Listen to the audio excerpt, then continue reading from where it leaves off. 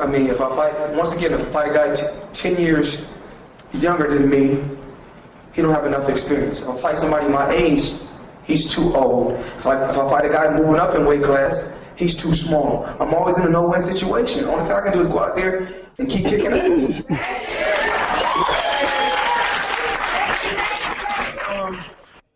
We don't know what the future holds as of right now. Anything is possible. If the fight do happen, it has to happen on Showtime, pay-per-view only, and Mayweather Promotions have to do the fight. Absolutely, it's a possibility. You know, we really can't say what the future holds. But as of right now, I want to go home, take a break, spend some time with my children, and then see who's next in May. Hopefully it's Manny Pacquiao. There you have it. New words from Floyd Mayweather Jr. Beebs, that little audio from Mayweather, you know, it doesn't seem too far away. It doesn't seem, you know, as if it was something in the distance. I mean, this fight is really starting to come together, and there's some strong possibilities. Obviously, I know how you feel, and you're upset, and I think that rightfully so. You know, this has always been a very touchy subject, this Mayweather versus Manny. You know, you can never be in the middle. There's a divide amongst boxing fans, you know, and you're either on Mayweather's side or you're on Pacquiao's side, and I think that's for one, unfair. Clearly you can be on the outside looking in and see that one guy continuously has maintained an undefeated record. One guy has continuously outsold everyone else in boxing. Oscar De La Hoya versus Mayweather was 2.4 million. Canelo versus 2.2 million. Anything other than that, between 800 and a million. With Cotto, I believe it was 1.5. So there should be no question as to who is the A side in all this. Any average boxing fan would know that. And when you come out in the public, as Pacquiao has, and you say that, you know, you'll take whatever amount of money, obviously we're not idiots. So the people that call here, please don't act like one. We understand it cannot be a low ball offer. We understand that. We understand that Pacquiao is worth some money. But let's talk about that worth, Beeb. Not too long ago, Floyd offered him $40 million. Is he still worth $40 million after a knockout loss to Marquez and a loss controversially to Timothy Bradley? You tell me. Well, people realize, and everyone involved in making this fight and putting it together realize that, yeah, he is worth more than $40 million, because the fight is going to do 3 million pay-per-view buys, and he's going to be a big part of that. We all know that. But the big problem here, and this is the big problem that I've had for a long period of time with the Bob Arum side, the Top Rank side, the Manny Pacquiao side, is you have so many people talking in that camp, and everyone's telling a different story. Now, Manny Pacquiao is the boss. The fighter is the boss of everything. He you know, the promoter works for the fighter. You know, the fighter doesn't work for the promoter. So when you have a guy answering questions and deferring every answer to his promoter, that's an issue, number one. And number two, when you have a guy that's saying he's agreeing to everything, he's going to take whatever they offer me, I'll fight for free, I'll fight for charity, and we all know that's not possible because he's got to pay other people that are working alongside him, you know, the trainer and the promoter and the managerial team and all that. We already know that. But at the end of the day, he could still pay all those people. But he's got to be the one to step up and say, I want this fight, make this fight. I don't care, Bob. I like the offer, make the fight. Because if he's going to stick to his guns and saying he's agreeing to everything, then there shouldn't be no counter offers to the offers that Mayweather is giving him. So, you know, let's just make the fight happen. Let's everyone be on one page here on that Top Rank side. You got Michael Koncz saying one thing. You got Freddie Roach saying another thing. You got Bob Arum saying another thing. And Freddie Roach is the trainer. Why is he taking a managerial role in this? Why is he the one being interviewed and being asked questions in terms of getting this fight made? All the other big trainers in boxing, when they're asked about, you know, things of that nature, they say, oh, hey, you know what? I'm just here to train the guy. Whoever they put in front of him, I'm going to prepare him to fight that guy. Freddie Roach takes an active role in trying to make managerial decisions when he doesn't have the authority to do so. Because Bob Arum, if you heard my interview, saying that Manny Pacquiao is not going down to 140, contrary to what Freddie Roach has said. And Michael Koncz says a different story about the deal that's on the table, that they're talking. And then Bob Arum is saying, hey, guess what? The other side hasn't come to the table yet. So which one is it? Is Koncz right? Are they talking? Is Arum right? Are they not talking? If they're not talking, then how can a counteroffer be made? I just don't understand this. So it's just when I feel like it's time to give that side the benefit of the doubt, this type of stuff happens where you have a lot of the contradictions and a lot of the mayhem in that camp. Now, granted, I'm not the biggest fan of Mayweather as a person. Again, let me interrupt. Wait, let me just finish this. Let me just finish the sentence. Let me just finish the sentence. I just want to give the people these facts that you're talking about because you're speaking. I'm gonna tie that together in about a second. What I'm trying to say is I'm not the biggest fan of Mayweather as a person, but at least that side is consistent. Whenever someone speaks out of line over there, Mayweather puts the gag order on him and says, "Hey, you don't talk like that." Now, as you were trying to allude to, what I'm referring to is that article on Ring Magazine today, ringtv.com, that I read, that Bob Arum, the Top Rank side, allegedly put an offer forth to Mayweather. Mayweather said, hey, this is the offer that I want, because, again, the A side makes the offer, the B side doesn't make the offer. So they got Mayweather's offer, allegedly, and now they're trying to counter-offer his offer. Now, again, why are they counter-offering it? I don't know what the offer is, but again, it's still, I'm just assuming here that it's better than anything that Manny Pacquiao has ever had in his career, okay, in terms of monetary purse or whatever. Now, Pacquiao himself has said money is not an issue. So if it's 50 million, 60 million, whatever it is, then money's not an issue, then hey, you know what? Make the fight, Manny. That's all I'm saying. Do I know exactly what that offer is? No, but I'm sure it's better than the 40 million that he was previously offered, because there's a lot of people involved in trying to put this fight together. Okay, so I think it's a big part of this is the pay-per-views. Obviously, the guarantees are probably going to already be set because the networks and CBS or whatever is putting up the money for the guarantees. I think the big stickler right now, and I'm just assuming here, is the pay-per-view divide, the split. And I venture to say maybe Mayweather wants 70-30, and Pacquiao's pushing for 60-40. I think it should be 65-35. Now go ahead. I'm sorry. I didn't want to cut you off. I just wanted to finish my thought before I lost it. I'm sure anything that Pacquiao's pushing is, according to his peoples, they're probably telling him, we need to go for a better split or whatever. But the facts that I wanted to give was, for one, credit Lem Satterfield for getting the interview with Michael Koncz, and the quotes coming from Michael Koncz, who is Pacquiao's manager advisor, and he is the one alleging that there is, negotiations in place, and that he is corresponding through Bob Arum, and Bob Arum is dealing with Floyd's group through Top Rank. Okay, so here go the actual quotes. Manny Pacquiao was updated this morning, which was yesterday, the 31st, on ongoing negotiations for a potential May 2nd bout with Floyd Mayweather Jr. According to Pacquiao's advisor, Michael Koncz, we're still in negotiations with Floyd's group through Top Rank. I spoke to Manny this morning. I gave Manny what is perceived to be a counter offer from the Mayweather people, said Koncz, who then referred to Top Rank CEO Bob Arum. Now, Beeb, we'll stop there because this is something that you were touching on, and it's the counter offer.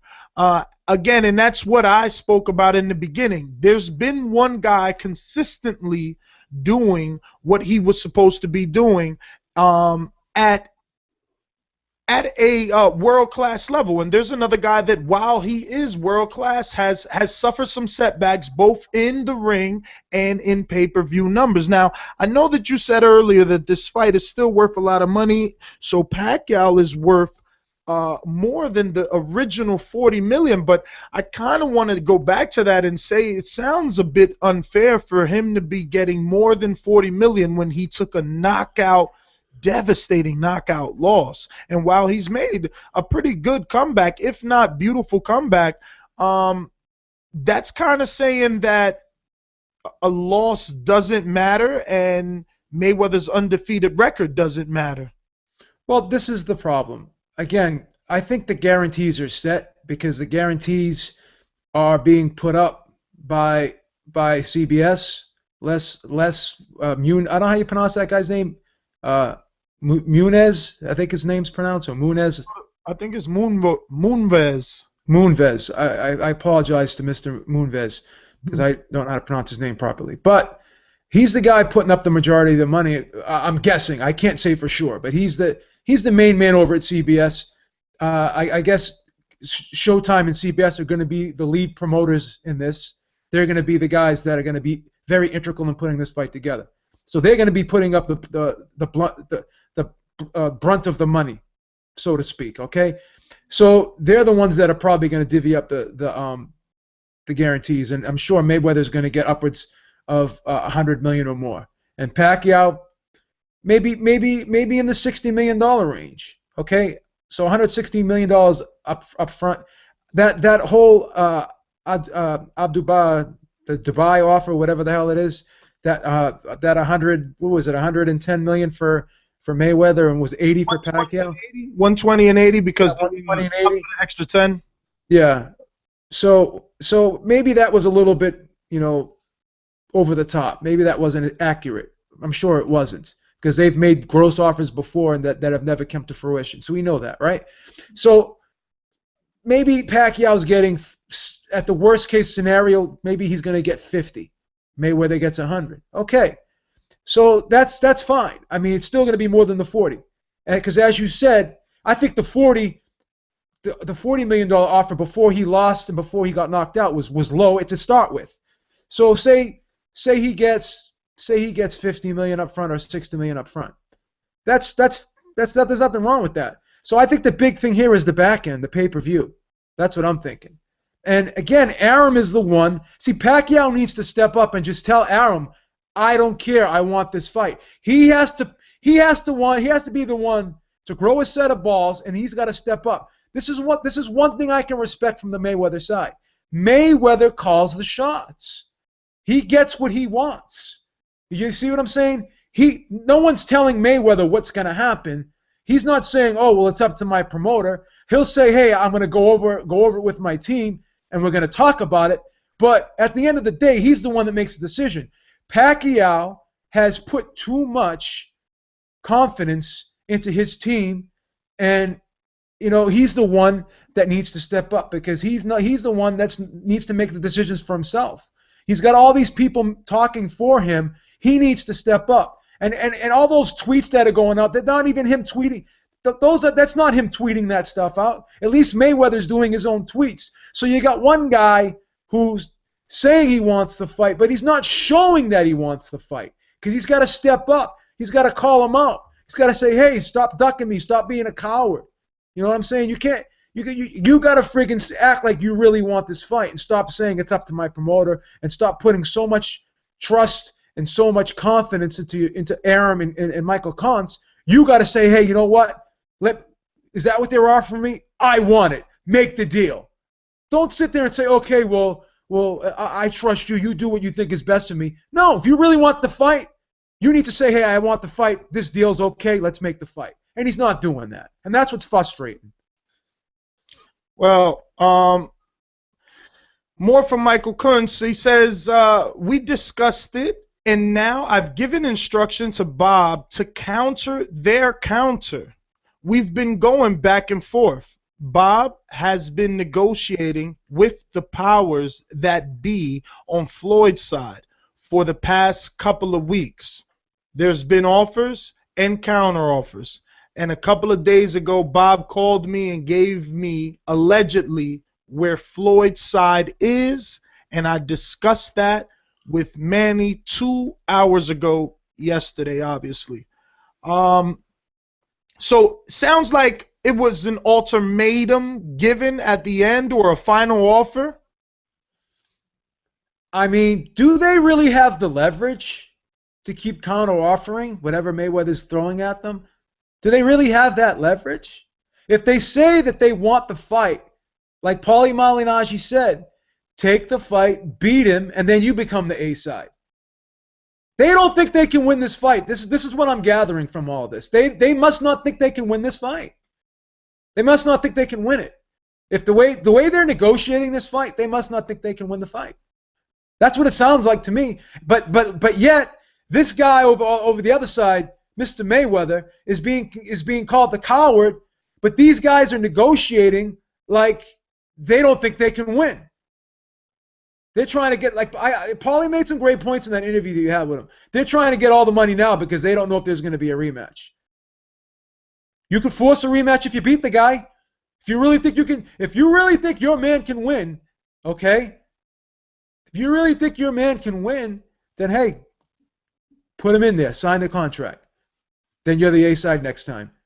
It's still going to be more than what you're getting now. And again, we don't really know how much he's getting. We really don't. We don't know what Bob Arum's giving him because with the purses, when he fought in Vegas, the purses that are reported to the Nevada State Athletic Commission are different than the ones that Bob Arum's saying. And I know people are saying, yeah, well, Bob's giving him advances up front, whatever. He's giving him this, he's giving him that, off the books. But again, do you trust Bob Arum? You guys listen to my interview with Bob Arum.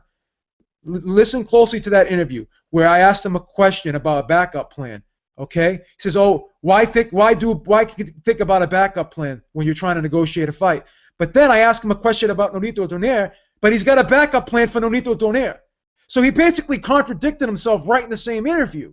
You know what I'm saying? And then he's basically saying that one side hasn't come to the table. We're negotiating, but they're not talking to us. We're putting deals and sending deals over to them, but they're not communicating. But then you have Michael Koncz saying that they are communicating. So if he's going to be a little bit misleading about that information, do you really think he's going to be up front with what he's paying his fighter to the public? And not that that matters, but what I'm saying is it matters in the negotiations because Mayweather is looking at what he's making and he's looking at what this guy's making. And, you know, the offer is going to be commensurate with what this guy's making. Why should he overpay this guy if he doesn't have to? It's not good business. That's it. That's just the gist of it right there.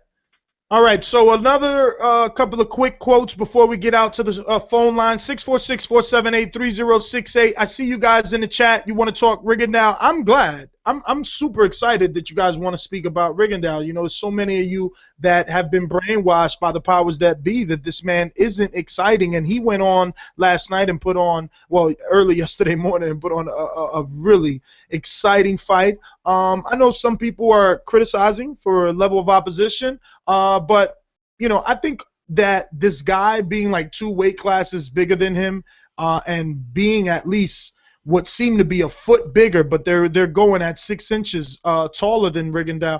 I think that that's a challenge for anybody. I mean, look how the Donaire, what is it, Vigneke fight was, the tall dude or whatever the tall South African dude was. You know, even though he got a knockout, it wasn't that easy for Donaire to get inside. And for Rigondeaux, wow, piston like left hand. It's just crazy. I mean, they got to start checking that kid's gloves. They really do. He hits too hard. But quick quotes, all right? So he says, now I've given Bob our response to that. I'm never overly optimistic until the contract is signed. But the good thing is that we still are going back and forth. So obviously everyone knows about the Showtime interview that Mayweather did where he said he'd love to fight Pacquiao on May 2nd. We also know about December 16th when Pacquiao, you know, was quoted saying Mayweather can get any amount that he wants. Money is not the issue in our fight. Apparently it is. Apparently it is with Bob Arum and Michael Koncz. Well, some more facts. On Wednesday, Pacquiao delivered final words for the 2014 year to Mayweather on his Twitter account, which Beeb already mentioned.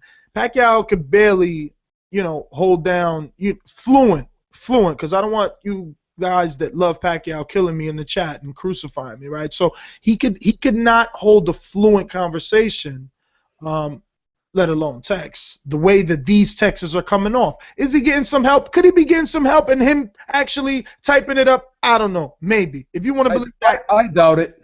If you want to believe it, fine. So here's the tweet. The ball will drop at midnight to usher in 2015. At Floyd Mayweather. Let's not drop the ball on fighting each other next year. Hashtag let's make the fight. Sign the fucking contract then. That's it. All right, so some other big news, and I know people are probably going to want to talk about this. This young guy, Canelo Alvarez, has won me over. I mean, I must sound like the biggest hypocrite to whatever long-term listener I have. I just hope that you're as big as a boxing fan as me, that you could allow someone to change their feelings on a person. Obviously, if that person can change his style, resume, and just everything about Canelo Alvarez right now is screaming star. He's trying to go up against Mayweather and make this Miguel Cotto fight, and he's getting frustrated, Beeb, and his quotes is, "I don't understand what's happening. I don't understand what's happening." It's been over a month and Miguel hasn't signed the contract. He's already said, "I've granted Miguel Cotto a lot of things to make this fight happen." It's been more than a month and Miguel hasn't signed the contract. What is going on with Canelo Alvarez, Miguel Cotto? Is Floyd and Al Heyman really dangling that $40 million offer at Cotto? No, I just think people need to play their position. They need to play their position. Cotto had the same thing going on with Martinez. People need to know. Who's the A side? Who's the B side? They need to know that. But he already did, Beeb. He said, but it took him a lot of things to make this fight. Okay, but it took him time to grant Miguel Cotto those things. Okay, he was another guy haggling back and forth, dictating terms to somebody who's already friggin' established himself. Well, here goes some fun facts. Here goes some fun facts, right? Miguel Cotto's advisor, Gabby Penagraciano, on December 29th, obviously, he did an interview, and it was with Ring TV, and he said the negotiations are only 50% done. Now, why would a fight be only 50% done when both guys are house fighters for HBO? Top Rank and Golden Boy, they're doing business. I mean, why isn't this done? Well, this is what people are going to say, because I just made a statement about A side, B side, that people are going to come back at me and say, oh, well, Canelo broke the record with Mayweather. They did 2.2 and did the highest grossing fight of all time. Okay, so what has he done without Mayweather? They've actually put him on HBO and they're taking him off pay-per-view because they don't think he's ready to be a pay-per-view star just yet. And I'm not saying he won't be, but I'm just saying Cotto has been part of a lot of pay-per-views, multiple pay-per-views that have done 1.5, well over $1 million. Yeah, B, but I gotta go ahead and play the other side of the card, though, right? All right, okay, so go ahead. Okay, Cotto is a better pay-per-view star, but Canelo does have that little spark that he did with Mayweather. But he sell tickets, so maybe it's a New York, Texas thing where, obviously they would want to go to Vegas with this fight, but MGM Grand is probably going to be loyal to Mayweather, so they're thinking Texas, New York, and neither guy wants to budge. But I think in that aspect, they should do it in Texas. I know it's a little bit dangerous for Cotto because of the judging that takes place in Texas. I would never do it in Texas. But remember, with Trout, he did 40,000. Wasn't that with Trout? I don't care if they sold $10 tickets. They won't sell $10 tickets for Cotto Alvarez. They just won't. And even if they do, it doesn't matter, because isn't that what this is about? I'm so frustrated that, Mayweather Pacquiao would happen and only 16,000 fortunate people can go, because that's unfortunate. This is not what sport. Why would you want to sit friggin' 300 yards away, and you can't even see what's going on. To be in the experience. It's a horrible. It's horrible, man. Oh, listen. Have you ever gone to a fight in a stadium before? Listen, B, we don't have to argue about that because I'm a TV guy. So whether they sell them at 10. No, but I'm just saying, and I'm not criticizing you because you seem like you're really sensationalizing it, but it's really not a good experience sitting in a stadium watching a fight. Because think about it. So it's not that bad watching a football game in a fight because you got the Teletron up there and the field is bigger and there's more people on the field. But picture a little tiny ring in a gigantic arena, and you're 300, 400 yards back. They use the Teletron. You still can't even see though. While you're watching the fight, it's different watching two teams as opposed to watching two guys. They use the screen. 646-478-3068. Anybody that went to Pacquiao in Texas, give us your thought because I remember taking calls on that show and people loved it. And I'm not saying that I will enjoy it. I'm a TV guy. Well, I've been to the MGM Grand and I've actually seen fights in the MGM Grand. And I have a much better time watching a fight at the MGM Grand than I do in it. I don't understand. How can't you side with the average boxing fan? I can't. Who could afford 16,000 seats? Those ticket prices. There's so many ways to watch this fight. You don't have to be there. But what if the person wants to be there the same way a football fan wants to be there? Then go to MGM Grand. Yeah. You're such an Uncle Scrooge, man. Jeez Louise. Let's take some freaking callers here. 813, you're live. You're up first. Talk to us. Yo. Happy New Year, everybody. Happy New Year, brother. Hey, shit, man. I just want to know, is Pacquiao in the mafia or something? Can he just buy out his contract with Bob Arum, or is it too hard? Like, can he get a lawyer or some shit? He doesn't want to. You buy out your contract, you going to make it back. He doesn't want to get out. He likes being told. He likes being told what to do, man. I mean, that's what he likes. That shit is gonna get watery. Fans is gonna get upset, and then we're gonna have to settle for Koncz versus Mayweather. But then they're gonna keep calling one guy a coward. But at least this guy stands up for himself and speaks for himself. The other guy can't get out from under the other guy's skirt. He's got all these other people. Freddie Roach has to trash talk for him. Michael Koncz has to make decisions for him. Bob Arum's got to talk for him. Somebody's tweeting for him. You got another guy tweeting for you. This guy is like supposed to be such a warrior, and the other guy is supposed to be such a coward. At least the other guy's got a fucking set of balls. His father was talking about the fight. He says, don't talk about the fight anymore. Lo and behold, his father gets asked a question. I can't answer that question. I don't want to make my son mad at me. I don't want to ruin that relationship. So he fucking runs that show over there, and the other guy doesn't. And that's the difference. You say he got balls now, but you seen the live poll on Mayweather's website. Koncz blew Maidana out the fucking water. And hey, I'm not defending that. Apples and oranges, brother. Don't waste your time. I'm not defending that, but you know what? You know what I am going to say? Again, one guy made the decision, and he didn't listen to somebody. I mean, this guy's going to do what he wants to do. It doesn't matter if Jesus Christ comes down off the cross and says something to Mayweather. Mayweather's going to do what he wants to do, and I respect him for at least that. He can make his own decisions. No one fucking tells this guy what to do. Like you said, he proved it with the poll. He put the poll and said we could decide, and then he still decided because he still did what he wanted. He still did what he wanted to do. So no one's gonna tell this guy what to do. That's what it all comes down to, and that's just the way it is. It's all good. It's gonna happen, but shit, we might not be alive, son. Well, listen, man. Be optimistic. At least it's gonna happen. Negotiations. There's offers being sent, and there's counter offers being made, and that's something to look forward to. 813. You all done? You got anything else for us? Nah, I said, Ness, take it easy. All right, brother. Ness, can I say one thing real quick too? Yeah. This is another thing that you got to understand too, because when I was doing that interview with Bob Arum. Part of the beginning of the interview got cut off a little bit because I hit the record button a little too late, and I'm a little bit upset with myself for that. But I asked him, I said, will Pacquiao fight Jesse Vargas if the Mayweather fight can't be made? And he said no. So if he's not going to fight Jesse Vargas, if Marquez doesn't want to fight him, a 5th time, okay, where does he go? And he's not moving down to 140. So He'll fight Zuski. He'll fight Zuski in Canada. So where's he going to go? At least people can say whatever they want about Mayweather Khan, right? They could say whatever they want about Mayweather Brook, but both fights will do at least 1.2 million.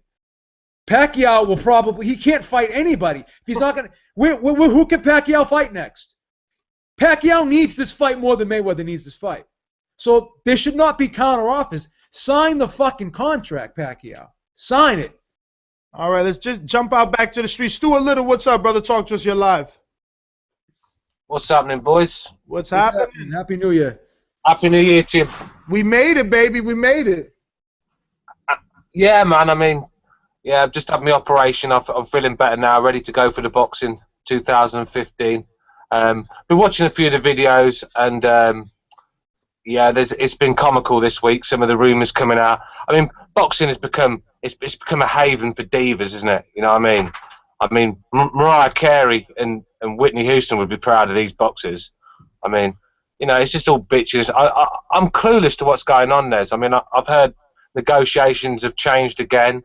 You know, I'm not sure what the offers are at the moment, but who knows what's going to happen now. I mean, Amir Khan still begging the Mayweather fight. I mean, it's getting ridiculous now. Well, at least he put out a deadline. He said mid-January, if nothing happens, he's moving on. He says he's not going to allow it to happen. Why won't he just fight Kell Brook?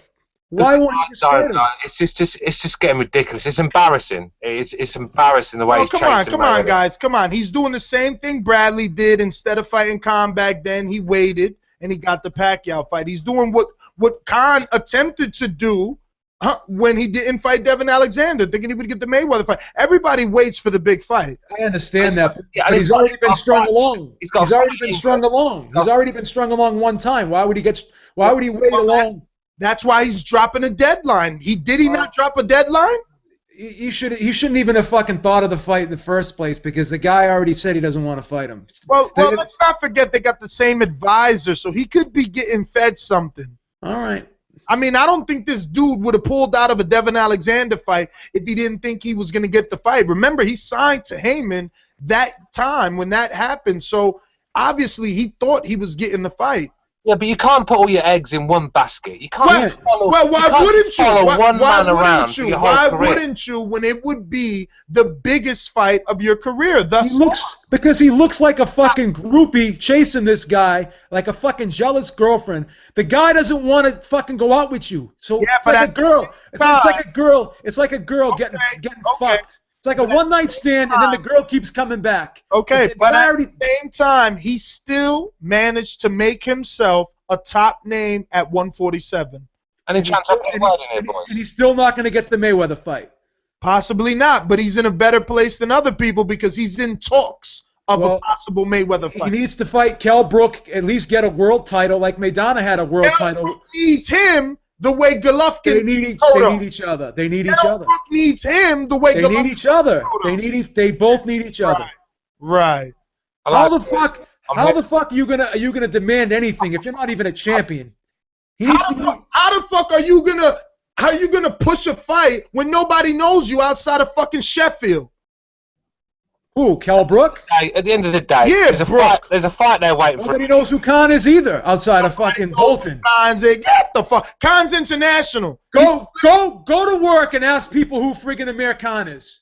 And then ask people who Manny Pacquiao is. Whatever. Let me tell you something. Boxing has changed. You guys don't understand that with the power of social media. Listen, my wife and my brother-in-law both seen the Showtime commercial today earlier, and they're excited for the Wilder-Stavern fight. Now, look, you and I are too. That's because your wife is married to you and you friggin' feed her information. Yes, but she doesn't know enough to know who Stavern is. She knows Nestor Gibbs, who's blasting boxing voice videos every day. All right. You win. Stop it. Go ahead. Are you sure? You sure I'm allowed to carry on? I mean, you gotta ask B. I'll give you another 20 minutes. You gotta ask B. You gotta ask B. Go ahead. Listen, Amir Khan has got a massive fight in England in front of 80,000. Probably gets 5-6 million. He won't get that.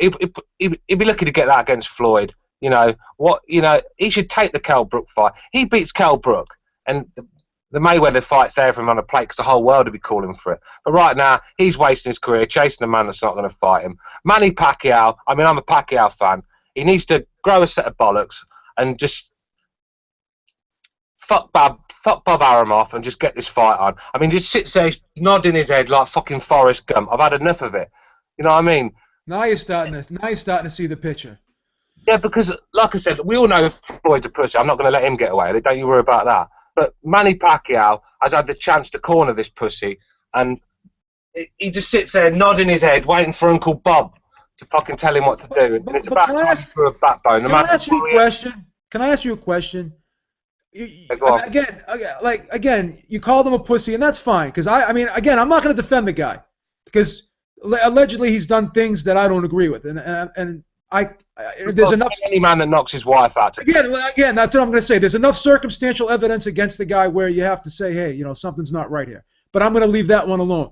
But in terms of making decisions and being the man in charge of his fucking ship, I give him credit for that. Whereas the other guy looks more like a pussy to me when he's hiding behind other people and letting them do all the fucking talk for him. So to me, that guy's a bigger pussy than the other guy could ever be because of the way that's... And with the money situation, I mean, if like Pacquiao, what he needs to do, just take whatever Floyd's offering him. Thank you. And if he's that confident of winning the fight, put 10 million of his own money on him to win. He could, nearly double his money on that. Good little purse there at the end of it for him, and then he gets all the negotiations and rematch. I mean, I'm a Pacquiao fan, but it takes two to tango at the moment, and I'm not going to let Floyd get away with this. That man's been ducking for fucking years now, so I know this. But Pacquiao needs to start using his brain a little bit. Uncle Bob can't keep calling all the shots all the time. You're a big man now. You're a married man. You've got kids. Start calling the shots for fuck's sake. Because it's ridiculous. I mean, this bullshit about Miguel Cotto getting 40 million. I mean, if that's true, I mean, then boxing's gone insane because. Miguel Cotto, 40 million. I mean, fucking have a word. Well, can I say this too? Now, supposedly, and correct me if I'm wrong, Ness, because you may know better than me. This is what I heard, and this could be inaccurate, but I'm just gonna throw this out there. Didn't Floyd Mayweather split 70-30 with Miguel Cotto pay-per-view? Is that correct, or am I wrong? I believe that might be correct. Okay. Only because I think Vic said that, but you would have to ask Vic. I'll have to ask Vic that. So say that's true. So say that. So say now the split is 65-35. Now if they come back and they say, oh, we want 60-40. I mean they need. And again, I'm just speculating here. I'm not saying anything factual. But this is kind of a plausible course of action to think what I'm thinking right now. Okay? Because I'm thinking if he gave Cotto 70-30, he's probably going to give Pacquiao 65-35. Because again, like you said, Pacquiao lost. He got knocked out. Cotto was hot. He had a title, and Mayweather wanted his title. So there's a little bit. Cotto had not a lot. Didn't have leverage over Mayweather, but he had something. He had a leg to stand on. Pacquiao really doesn't even have a leg to stand on right now. Again, we know that Pacquiao will make this fight be Mayweather's biggest fight of all time. We already know that. It takes two to tango, whatever. But at the end of the day, one guy has a lot more to lose than the other guy. Because let's not forget, the other guy has a $230 million contract. The other guy can fight two other guys right now and still do still do a million pay-per-view buys. But B, what leg has Miguel Cotto got to stand on? Getting $40 million to fight Floyd Mayweather. I mean, I'm talking about no. I was talking about when Cotto fought. What I'm saying is, you're saying that Manny Pacquiao hasn't got a leg to stand on, but if right now Miguel Cotto doesn't have. Manny's got to at least get 40, isn't he? He has. I think. We got a lot of callers. I think 65-35 would be fair. Black hole shit. I mean, I'm glad that they're negotiating, but Canelo, I mean, he's a young bull, man, and he's showing that. I mean, I think it's more impressive to talk about a guy that actually wants to fight and is coming out making comments about, about the fight and the fact, putting the negotiations and the lack of on the champion. I'm just glad Al Heyman hasn't got his hands on Canelo Alvarez, because we wouldn't be getting this Canelo Alvarez otherwise. We'd be fighting bums like the rest of them. I know, so, I think that he has to be congratulated. I'm a big Canelo Alvarez fan. But don't get a lot of stick. This guy will fight any man. He's even calling out Golovkin. He's not afraid. For me, he's the best fighter from Mexico at the moment. But don't. Yeah, he's a star in the future. But don't sit there and blame Al Heyman for that, because I'll tell you one thing, and Ness can probably attest to this. Al Heyman goes to the fighter and says, hey, we're going to put this guy in front of you. You think you can beat him? If the guy says, I don't think I can beat him, then he won't make the fight. So if Al Heyman went to Alvarez and said, hey, you want to fight this guy? You think you can beat him? And Alvarez says, yeah, I can beat him. Al Heyman's not going to stand in the way. Al Heyman basically asks the fighter if he thinks he can win. If the fighter says he can't win, then he doesn't make the fight. So let's not sit there and say Al Heyman's doing all this too, because these fighters are the ones that are sitting back and taking the money, and they're fighting lesser fighters. They don't have to take, the fighter can say to Al Heyman, hey, I want this guy, make the fight, and Al Heyman's not going to say no. I don't know how you can come on radio and stick up for Al Heyman, B. I'm not sticking up for him. No, wait a minute now. You're giving the fighters a pass. No, you're giving the fighters a pass, and I'm not going to let you do that. Because he's asking the fighters, can you beat this guy? Do you want this fight? And they're saying no. So I'm not saying he's void of all blame. But again, let's not fucking give the fighters a pass. That's what I'm saying. Yeah, but the fighters, a lot of the fighters are getting advised to duck these fights. No. Now they are.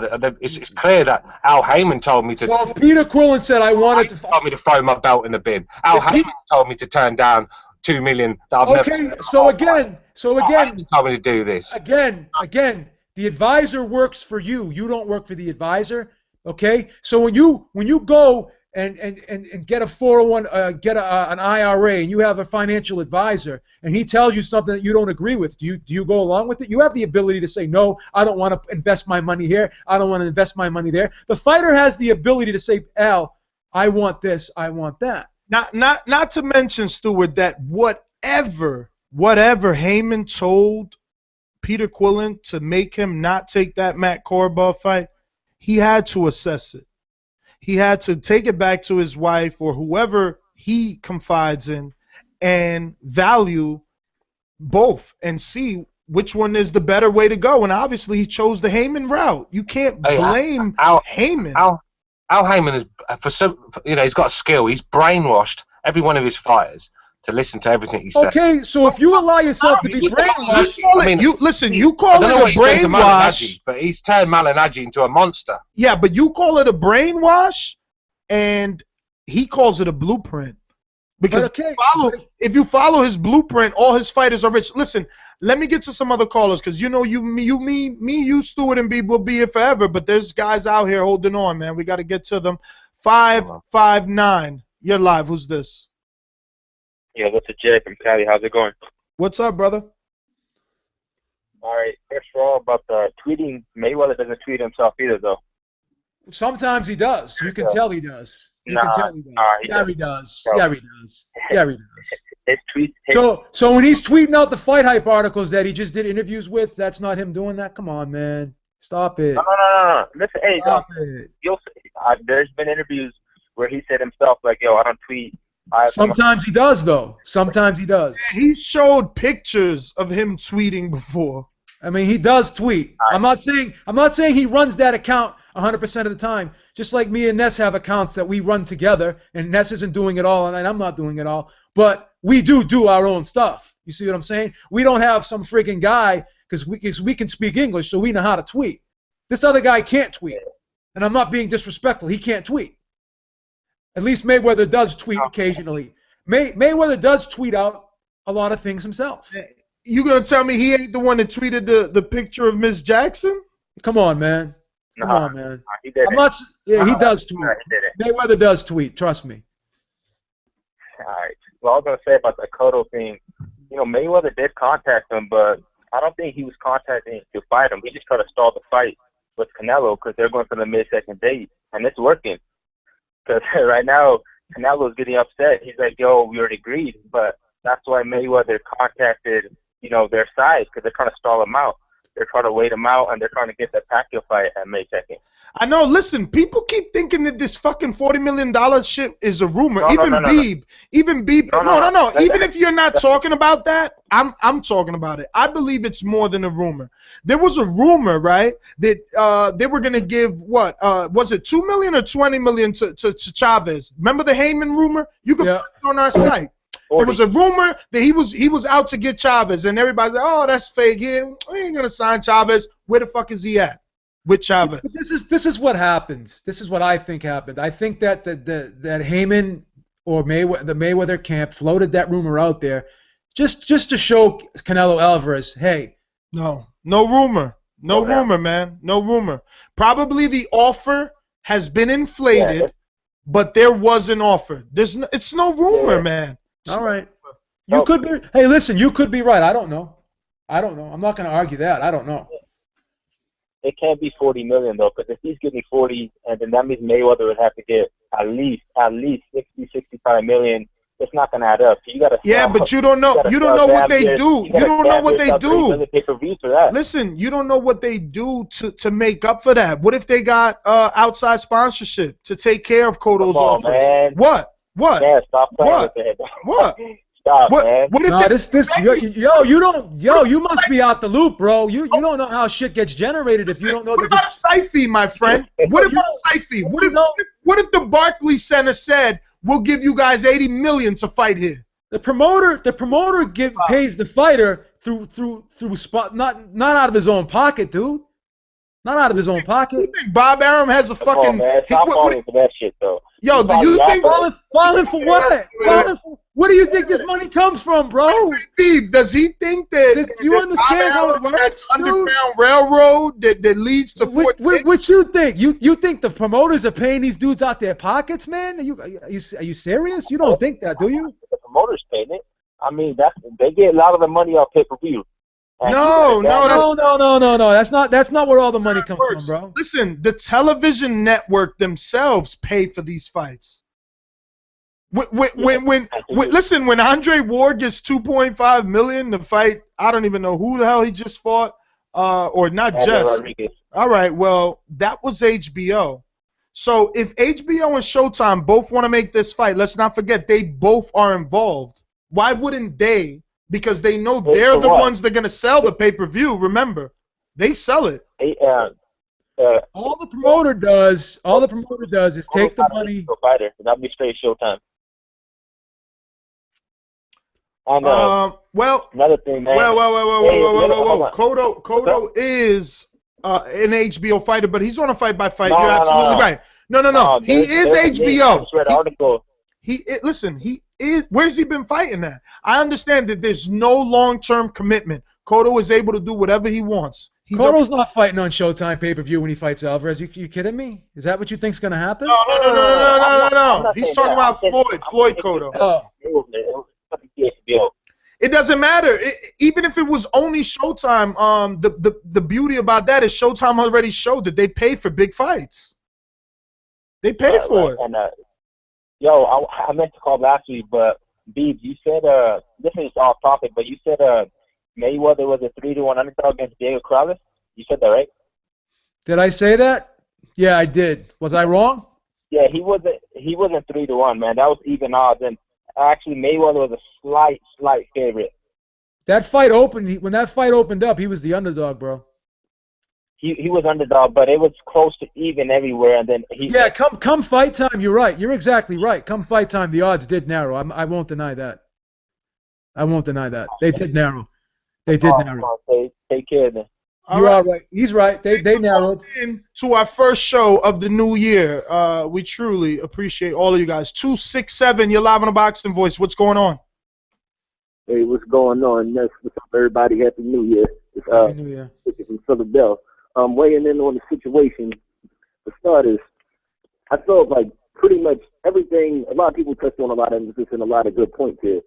At the end of the day, I feel as though it comes down to Bob Arum. It's really, you know what I'm saying? Don't get me wrong. Mayweather's had his share of statements and controversial statements back and forth during this whole melee. But I think it's worth mentioning also that the fact is there have only been 3 times, so all the speculation we're doing, it's only 3 times that we know of that the fight that both sides have confirmed that negotiations have been going on. And all 3 of them times, Arum ended up being an obstruction. It ended up being Team Pacquiao refusing a proposal on that side. Now, for whatever reason that may have been the case, it also makes me rewind back to when everybody started to slander him and talk about the fact it's ridiculous to say, well, Floyd should have, it's ridiculous to say that, well, Floyd's making an unreasonable demand and he's trying to get Arum to come, and he's saying Pacquiao has to sign, Pacquiao can't sign back with Arum and this and that.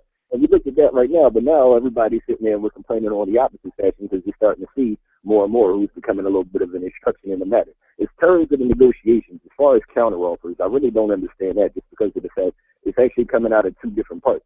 If Pacquiao's coming out and he's saying, I'm going to give him whatever he wants, and he's going to make whatever he wants off the fact, what people aren't understanding is you can speak to the media, you can do that back and forth all day, but if Bob Arum doesn't sign off on it, you don't hear Bob Arum saying, I'm going to give Floyd 70-30, or Floyd can have whatever he wants. So obviously, there's another middleman. As far as the Michael Koncz deal, wasn't Michael Koncz, correct me if I'm wrong, but didn't he purchase a home in Orange County, and that was supposed to be one of the things that put Pacquiao in the hole with the IRS in the first place? Because he took money that Pacquiao had already paid for off on his taxes. All I know is this guy is not in charge over there, and he's letting people do all sorts of things, and I don't think he's watching. And I think that's part of the problem. I really do, man. Yeah.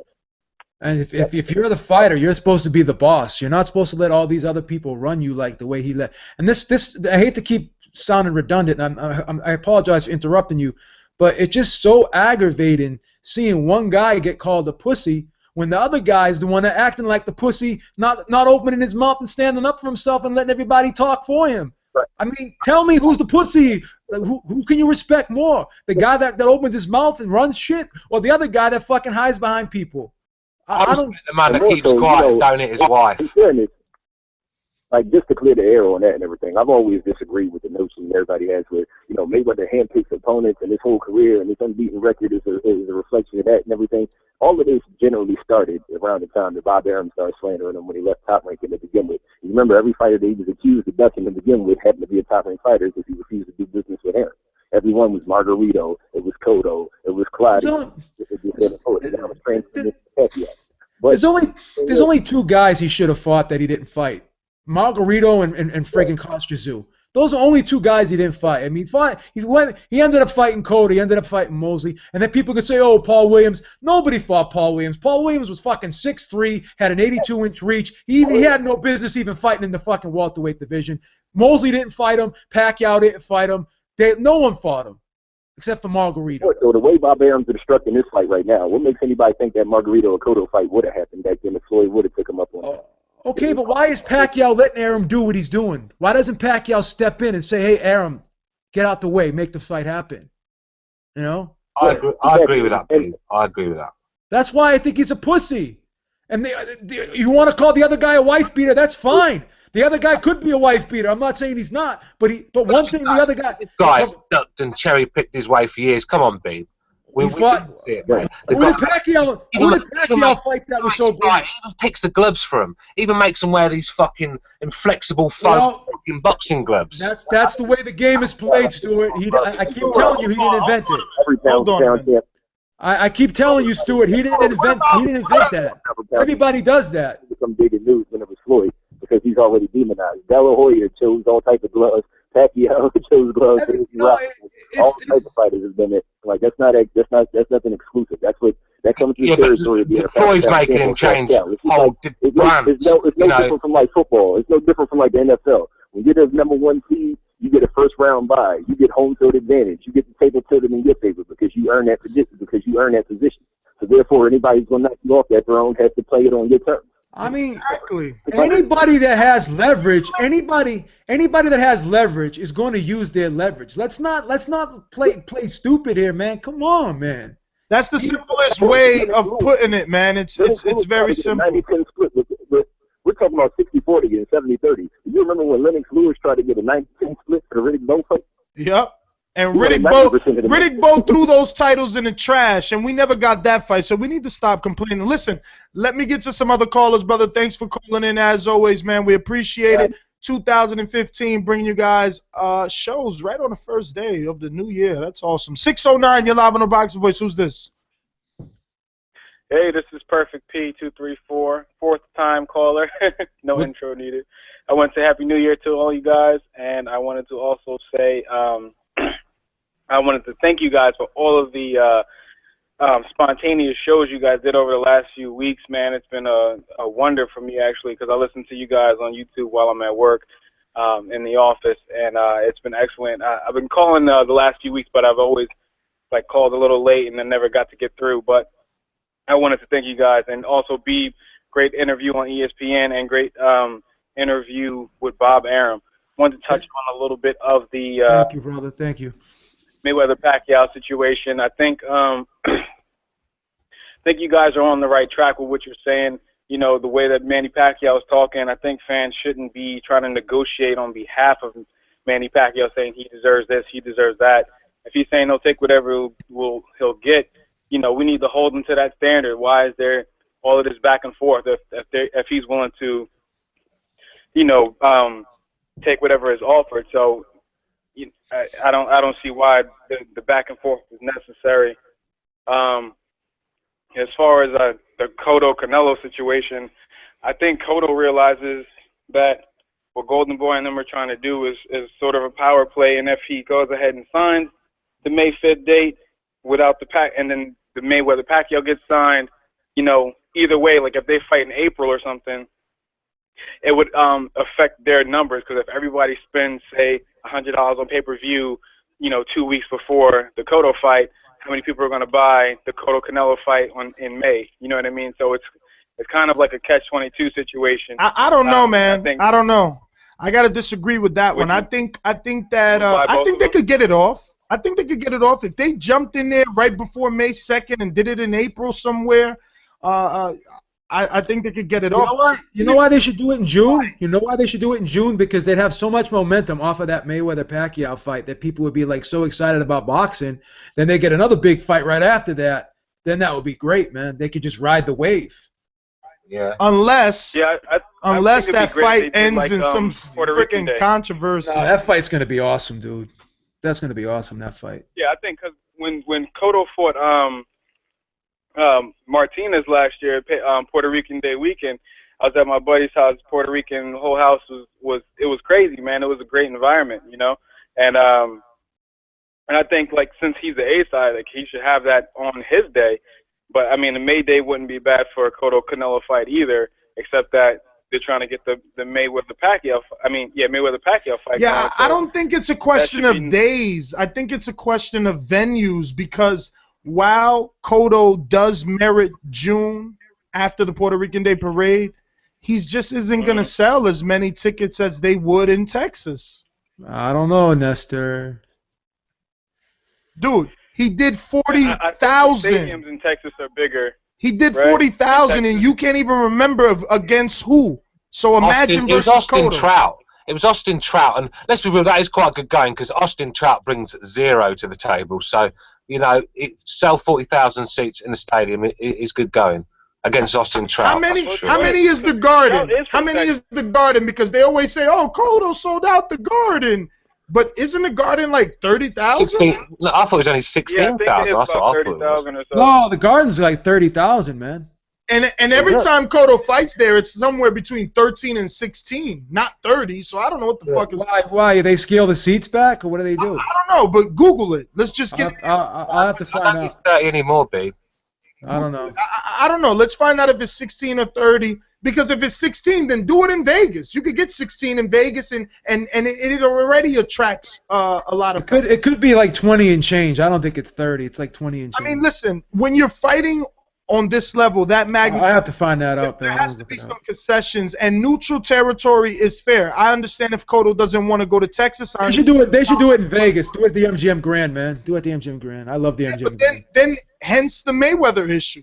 No, they do it in June. They do it right in June. That's all right. I think if you put that in a stadium, I think there could be. a big stadium in Texas, or something, you could get a lot of trouble there. I think. That's what I'm telling Beeb. I don't like stadiums, man. I don't like stadiums. It wouldn't matter what you like, brother. They're gonna sell like 60,000 tickets to that fight, man.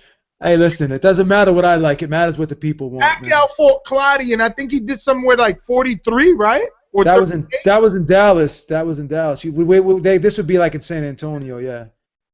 Alamo Dome. But what I was thinking too about, like, you know, about the, like, if the fights were that close, I mean, 2 weeks apart, I couldn't put out that kind of money. You know what I mean? Like, just as a regular fan. Hey, listen, brother. Listen. Like Let me tell you something. So, let me tell you something, bro. I'm gonna give you a secret, all right? Cable isn't gonna cut your bill, so you go ahead and you pay for that fight, and it'll just linger on your bill. You keep paying your bill, but let that linger until you get it. Don't miss that fight. Don't watch that on a stream, please. Don't do that. I got you. You don't want to be the boxing fan.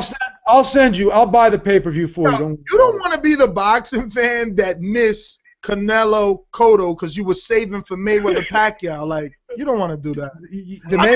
And at the end of the day, if it doesn't bother you not to watch it live, they always put it on for free next week. Yeah, that's right. Yeah, you're right. But I'm the boxing guy at my job too, so everybody, like, whenever a fight happens, they're, oh, pleasure. Did you see that fight? Oh, that's my name. Oh, perfect. P. Sorry, never mind. But yeah. So it's I kind of feel like you guys, like, okay, I gotta watch these fights. Yeah. I gotta see what's going on. So people ask me about it, or people, you know. Tell me about it. They were already taking shots at me in the chat, like, Ness, do you even know the fights happened yesterday? And it's like, yeah, with your little snarky typing ass. Yeah, I know, and I watched them. I watched them all. I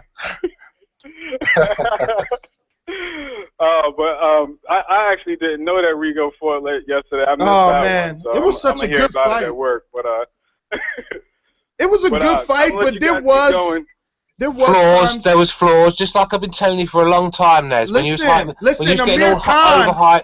Let me tell you something. Let me ask you a question, my friend. Whose chin would you rather have, Rigo's or Khan's? That's a good question.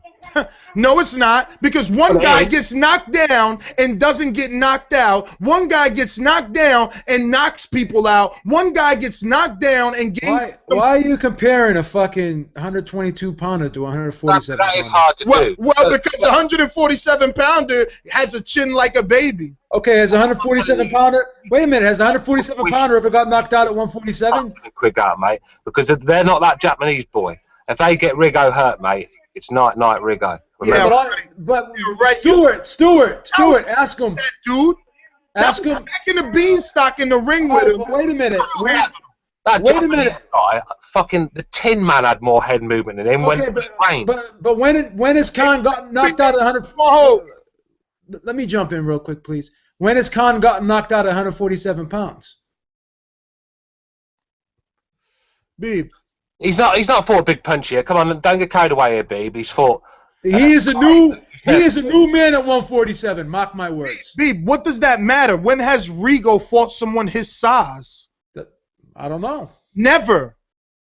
He's fought people in his weight class. I mean, if they're weighing in at 122, then they're his size. And what about fight night? What about when you said that, Ness? It doesn't matter if they make the weight. You're right. If you make the weight, you can fight at the weight. Too bad. But we both agreed. Your point was what I'm using now, and we both agreed on it. So don't be a hypocrite. I'm the other one who's going back on. You're going back on your word, not me. There's still a fight night advantage, is there not? Yes. Okay, so when you hit me and you're a bigger man, I'm not going to be able to take your shots. If you get a guy in there that's going to weigh fight night the same thing that Rigo weighs, which is usually 122 to 128, he ain't going to fucking wobble. But he's getting hit by a 6'3" dude fighting at 122. Khan's not going to get knocked out at 147. Listen, and neither is Rigo going to get knocked out at 122, and the world is running scared. He will if he fights. Frampton. Yeah, well, tell Frampton sign on the dotted Cal Frampton's going to knock him out. Cal Frampton's going to knock him out. Rigo's called out everybody in Europe and everybody that fights on U.S. television. Rigo fought more Japs than fucking Van Damme's. Yeah? I mean, yeah, because the rest of the people in the world don't want to fight. Get him, Stuart. Get him. Get him. Listen, man, you tell him to come to. You tell him to. Beeb obviously didn't see the performance. That's what's happening. Beeb obviously didn't see the performance. The dude was growing another mouth. I don't know if he broke his jaw or what. It was hideous. I never seen nothing like that. Hey, this guy was walking straight forward in front of him all night. And of course he's going to hit him. The guy's got skills. He's got pay. Any decent. Well, put the fucking jackal in the ring with him. Listen, mate, all I remember is him getting off the fucking floor twice. Man, embarrassing, yo, listen, Frampton is far too pretty to be in the ring with Rigo. He was grade his performance last night, Ness? What would you grade his performance last night? I mean, listen, he went down, but Tito Trinidad goes down. Khan goes down. What's the grade? What's the grade? I'm just asking. What's the grade? The grade, I would give it at least an A- performance, even with the knockdowns, in my opinion. I would give it a B-. He completely. Nobody was impressed yesterday with that. That's fine. No one knew who the fuck that Japanese guy was. He completely controlled distance with a dude double his size and reach. Completely controlled it. Well, even when he was getting dropped. He's an A+ fighter, and he put in a B- performance last night. Barely held. All his punches were basically power punches. I'm kind of upset that he rarely uses the right hand, but he paws it out there so much so he baits you and boom, then he hits you with a right hook. I mean, there's nothing like him. If people complain, wait a minute, because people complain, and guys like you disgust me right now, talking about, oh, I didn't like his performance. He stood in the fucking pocket all night with a guy bigger than him. He didn't hold. And bad strategy. He beat the shit out of him. Bad strategy. Shit out of him. In the pocket with a bum. He stood right in there. He would crouch down and be inside the other dude's guard and still beating on his stomach. When he's sitting in the pocket with Santa Cruz and Quigg, I'll give him respect. Until then, no. Santa Cruz throws long straight shots, man. Long straight shots. When Rigo's in who's going to do the better body damage is going to be Rigo, because his body damage is precise. Were you watching? Were you watching last night? Were you watching yesterday what he was doing to this tall guy? I watched the fight, mate. All right, so he broke him down to the body. He broke him down. He never neglected the body. He's too fundamentally sound. You're going to have to knock him out. You're going to, and you can't. You can't. So he's going to retire undefeatedness? His best win is he's going to lose. Some air. Right? At the end of the day, that guy, we all know what happened to him when we all know in his last fight, got fucking sparked clean out. So really, does his resume look that good? Listen, Beeb, mark my words, 2015 started today, and I guarantee you fight fans are going to start calling in here, telling us that Lomachenko needs to fight Rigo. Lomachenko will beat him, too. They're going to avoid beat the living shit out of him. Listen, they're going to avoid fight Lomachenko and he'll get beat. They're gonna protect Quigg, Frampton. They're gonna protect Leo Santa Cruz because Rigo's the ugly one. They want him out. Rigo's gonna lose. So they want Rigo to jump up in weight, 4 pounds. And he's gonna jump up in weight and he's gonna lose. Mark my words, it's gonna happen. He will be. He'll get destroyed. Let me tell you something now. If he's a so-called number 3 pound for pound in the world, and that's what they should be doing, going up and fighting. That's what everyone else is doing. Whatever. Abner Mares moved up. Nonito Donaire moved up. I'm gonna tell Abner Mares to move the fuck down and get his ass beat. I'm gonna quote Stuart Little. He moves up to 126. He's gonna get knocked spark out. No, you know it, Beeb. European style. He's gonna get knocked spark out. I just want to see Frampton in the ring with somebody for real. I'm tired of seeing him fight Kiko Martinez. You keep sleeping on these UK fighters. I'm tired of Kiko Martinez. That's all. I got 2 words for you, baby. Kell Brook. Kell Brook, baby. That was a good fight. He had a belt. Introducing the hard-hitting ringside Robbie. What a way to start off 2015. Happy New Year, everybody. What a conversation we got going on here. First of all, Beeb, I know you don't believe in the regular boxing fan, but trust me, both of these fights, Mayweather, Pacquiao, Canelo, and Cotto, need to happen in stadiums. I know. No, not you, the diehard, not you.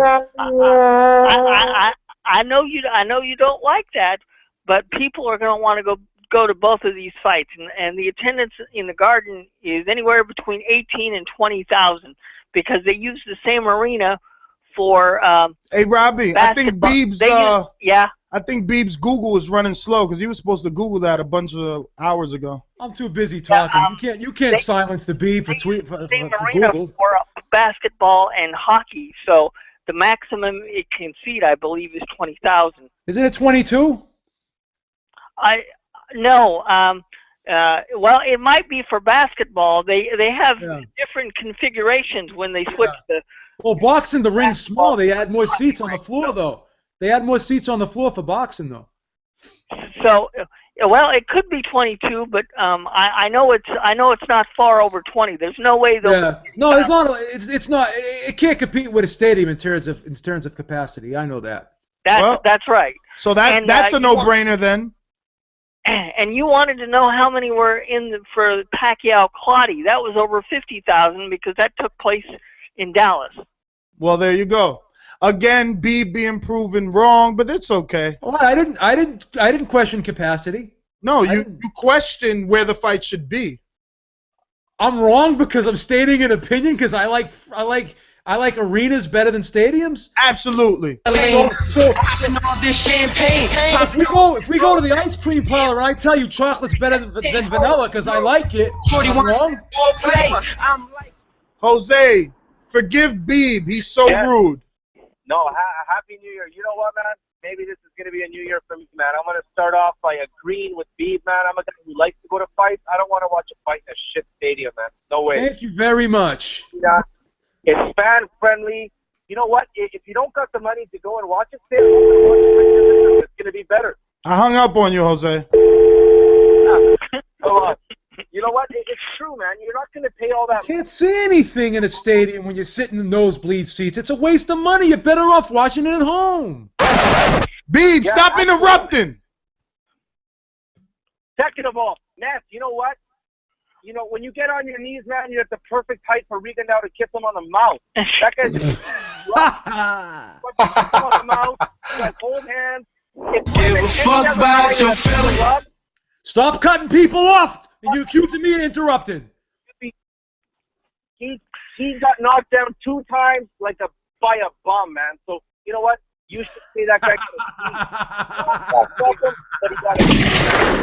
Whatever, Jose. By a bum. He got off the floor. Let him talk. Let him talk. You're getting schooled. Got off the floor like some of the guys. Go sharpen your pencils. You're getting schooled. People in here defending guys like Broner. Go sharpen your pencils. He got off the floor and won the fight. Bum, my friend. My Don is no bum. He got off the floor and won the fight, though. Yeah, but still, man. He's undefeated, though. He's undefeated, though. He's being ducked. Why are you not behind Rigondeaux the way you're behind Golovkin? Because he's doing the same thing. What's his knockout ratio? Did you ever think of that? Did you ever add up the number of fights? Did you ever add up the number of fights to the number of knockouts on his record? Did you ever think about the quality of opposition that he's facing? Your press pass should be shut down, man, after you said that he deserves an A-. You know what? You're just a fanboy now, man. You're no longer the press. Give it to Beeb. Give it to Vic. Get Robbie on board, man. Shut the fuck up. No way. He can't take it, see? Anyway, Nance, you know what? That's right, man. Now, going on to Pacquiao, man, I want to state I like Pacquiao. I think if Pacquiao and Mayweather fought, I would pick Pacquiao and bet on him. But, you know, some people call in and they say Mayweather's ignorant, and that's fine. But Manny Pacquiao was just straight up retarded. The guy is so dumb. He's so dumb. He's getting manipulated and cheated on by Bob financially, all that other shit, man. Any other boxer in his position would be so financially, you know, in such better shape than he is, man. He has no clue what's going on. He's got some dumb white chick probably tweeting for him, probably Bob's granddaughters, and he's probably paying $500,000 a year for that. Like, this guy has no clue what the fuck's going on, man. So this fight's not going to happen. Like, I heard Beeb's interview. Bob Arum's acting like a bitch, man. Even when you heard the question about, you know, Chavez Jr., they're going to fight. He's like, no, they're not going to fight because there's litigation. Like, he just wants to stir shit up, cause problems. He's the one that's not going to do it, man. That fight's not going to happen. And it has nothing to do with Mayweather, unfortunately. It's Pacquiao not being smart enough to handle his business. It's just that, man. At least You have to stand up and take full charge of your career. So, you know, we've all yelled at Floyd Mayweather. It's time for Manny Pacquiao to stand up and say, okay, I want this fight. You know, let's get it done. I totally agree with everybody that said that. Can I say something? Can I say something real quick? And I hate to just beat a dead horse, but let me ask you this, Jose. You have advisors, you have people you have lawyers, you have people working for you, right? Put yourself in a situation where you have an advisor, okay? You have a lawyer, and a lawyer says, hey, we're going to do this, this, and this. It's your decision. What do you want to do? Or you have an advisor. We're going to invest in this fund. What do you want to do? Do you just say, hey, you just hand your money over to someone and say, hey, go do whatever you want to do with it. I trust you. Don't you have an active interest, and don't you kind of do research, and don't you think before you just give someone something and let him make decisions for you? Don't you have a say in what's going on? That much money, you know, a good advisor should give you 2-3 options. I think Bob Arum gives them one, and Manny Pacquiao does exactly what he tells him to do, right? So I mean, he's just really, really a dumb man. Like, and I'm a Pacquiao fan, but Pacquiao's just stupid, man. He's just really, he's just a dumb kid, man. Like, just dumb, right? So I mean, it's unfortunate, but I mean, like, everyone that hates on Al Heyman has to recognize that he gives these guys 2-3 options, and some of them got balls, like Adrian Broner, and he'll take the hard challenge, man. That's right. He's got the fallbacks too. You know, Al Heyman told him not to fight Maidana, but he wanted to fight. They told him not to take the Maidana fight. He's gonna fight some big fights this year, and I'm telling you, man, Adrian Broner's gonna be back at the top again, man. And you guys, he's gonna be the Canelo, man, the guy who takes on all the fights, doesn't always win them, man. You know, he's fighting Matisse next. By you, but you got the ball. It's the same. It's the same thing with Deontay Wilder. Deontay Wilder, he says, yeah, Al Heyman's my advisor, but if I want to fight, I choose the fights. I want to fight the best. Well, so, Deontay Wilder, he's admitted he's chose 31 bums, hasn't he? Okay, but guess what? Guess what? When he's not going to be fighting bums anymore, though, is he? Yeah, Staverne's a big we're going to find out what Deontay Wilder's all about. I think Staverne's going to beat him, but I think he's going to still be fighting better guys this year. Well, obviously he's in a fight. Obviously, he's in a fight. It's a barometer fight. We'll see what happens from there. Yeah, it's an even money fight. At the end of the day, he's got that golden stick, man. And if he touches you with it, you're going down. You're going down. The other guy's not too shabby with his friggin' punch. That power's not real because all right, it's not real. I don't care who you are, man. I could put 30 guys in front of you, Stuart Little. That doesn't mean you're gonna knock them all out. You gotta have something. But Jose, let me let you go, man. Thanks for calling in. See you in Denver. 954. You're live on the Box Voice. Who's this? Hey, this is D from Miami. How you doing, buddy? D, what's up, man? Long time no here. Yeah, man. I'm trying to get like you, man. Listen, who do you think will be the ace out of Canelo and Cotto? That's my first question. Cotto's the lineal champ at 160. Cotto's the lineal champion, and he is the proven pay-per-view star. Okay. But I will say he didn't do too great. I mean, his last pay-per-view was just slightly better than Canelo's. What did Martinez Cotto do pay-per-view? What did that do? I think that was like 375 or 475, something low. I think it was 475, wasn't it? I think, yeah, with Canelo, Lara's not got a very big following, is he? Not a lot of people like to see him fight, so Canelo's never going to get big numbers with that fight. But with Cotto, they will. Together, they will do well. Puerto Rico versus Mexico. I mean, this is a dream fight. I mean, Cotto's bullshit. He's backpedaling. Boogie down Sean, where the fuck you at? Right. My second question is, do you think Cotto is waiting to see if Mayweather's going to make the fight with Pacquiao? Yes. I believe so. I don't know what. I mean, you seen what Canelo said earlier. The quotes were, you know, what is he waiting for? It's been over a month. I've already agreed to everything he wanted.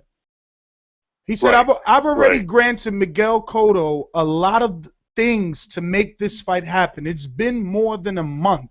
And What's the weight limit? The contract. What's the weight limit, Nest? You know?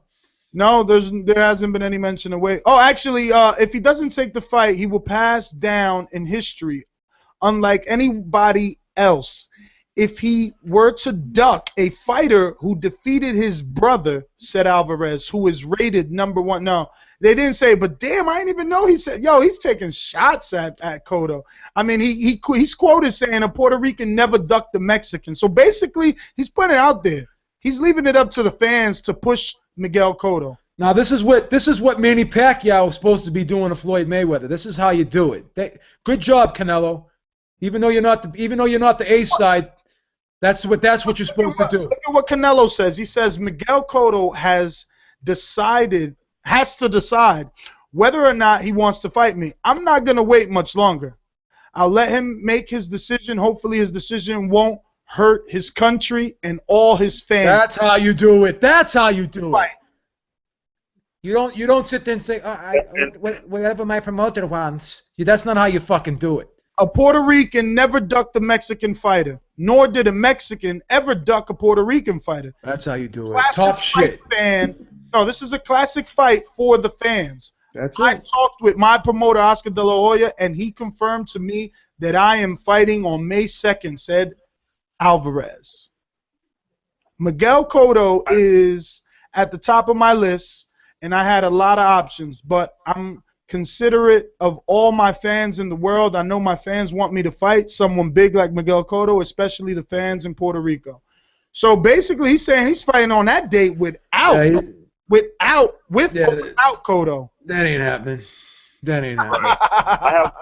That ain't happening. That ain't happening, B. That ain't happening. Hey, B, I have one more question, then I'll let you go.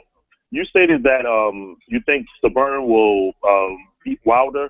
Yes. I know it's kind of premature. The fight now is not until a couple of weeks, but can you tell me why? I think that Severn is very, very calculated. I think he's very crafty. I think he's very disciplined.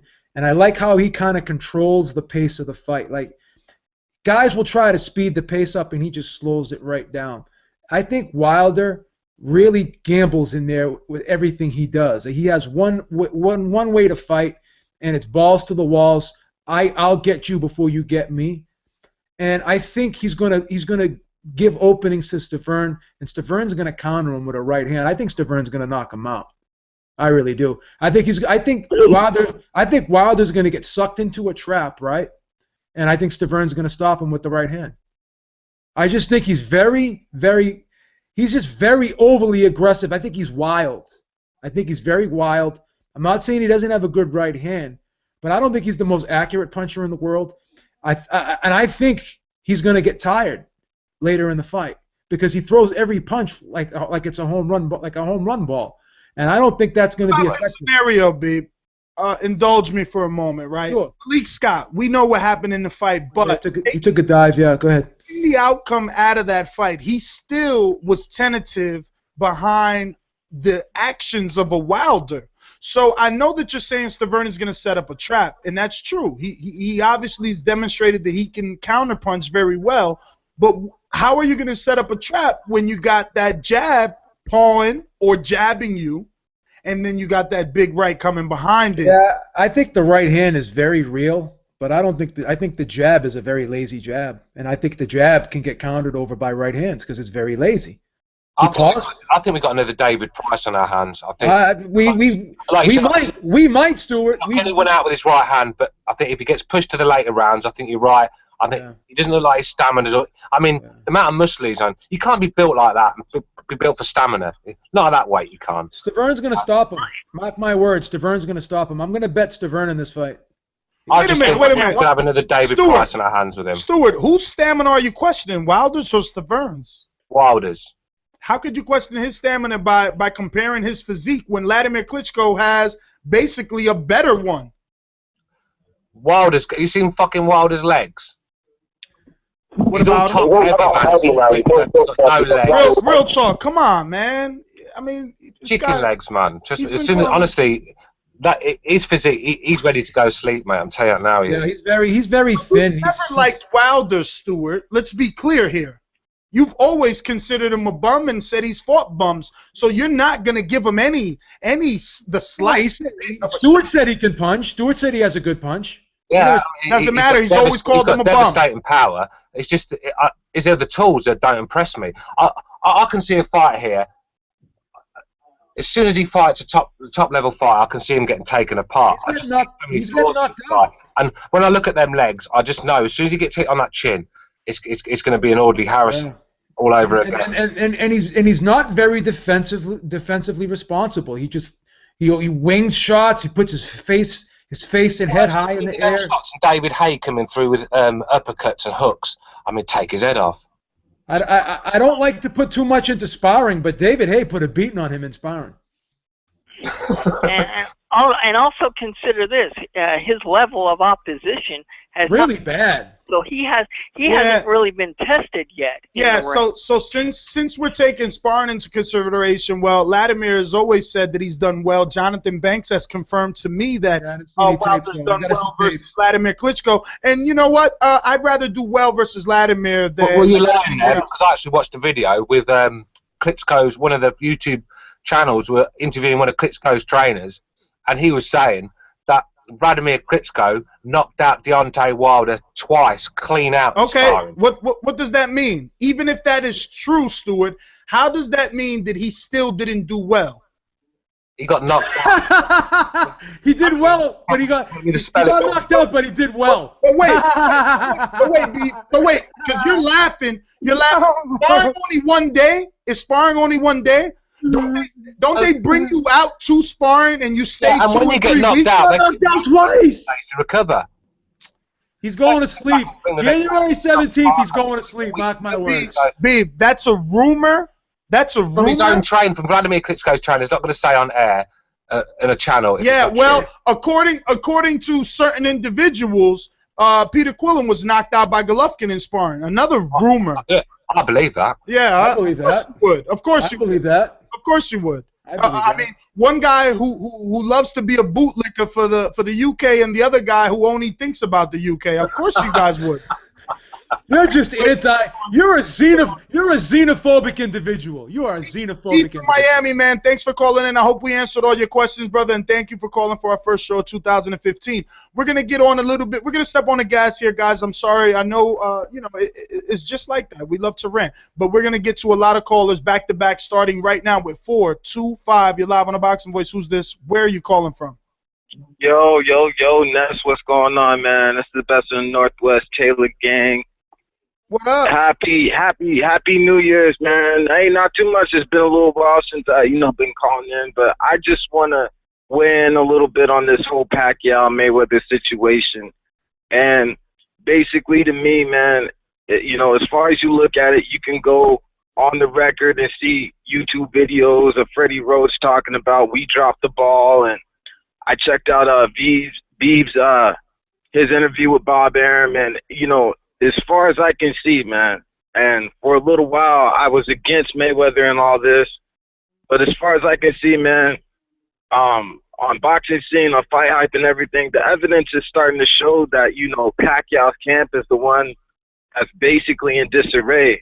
I mean, if some guy offers me $40 million to fight, and that's the biggest guaranteed purse that I've ever seen, or just, the biggest person in boxing history, man, it's hard to just walk away from that, you know what I'm saying? So, I don't really understand how too many people are still, going against Mayweather when, realistically it just seems that, Pacquiao's camp is the one dropping the ball. I mean, like you guys said earlier, Bob Arum is the one in the driver's seat, and that's really what's holding all this up, man. And really, when it comes to Bob Arum, man, I feel like this guy's losing it.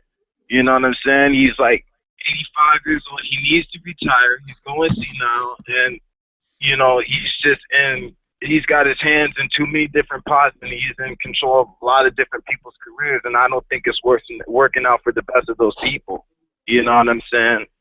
But I'm gonna go ahead and let you guys get through. To some other callers, man, and I'm going to be on board with you, man. Shout out to everybody, you know what I'm saying? Happy New Year's to everybody, you know what I'm saying? I'm going to let y'all keep it moving. All right, brother. Skype caller, talk to us. First time caller, where you calling from? Hello, first time caller. All right, hold on. Ladies and gentlemen, making his professional debut from Stockholm, Sweden, Willie the King. Oh, I love it, brother. Talk to us, man. Yeah. Special shout out to Boxing Voice, man. Long time listener. You know what I'm saying? First time caller. Love the show. Always tune in. You know what I mean? So, you know, I just love the show, man. Well, thank you. You actually Swedish, bro? Because you don't sound it. Yeah, I'm Swedish, bro.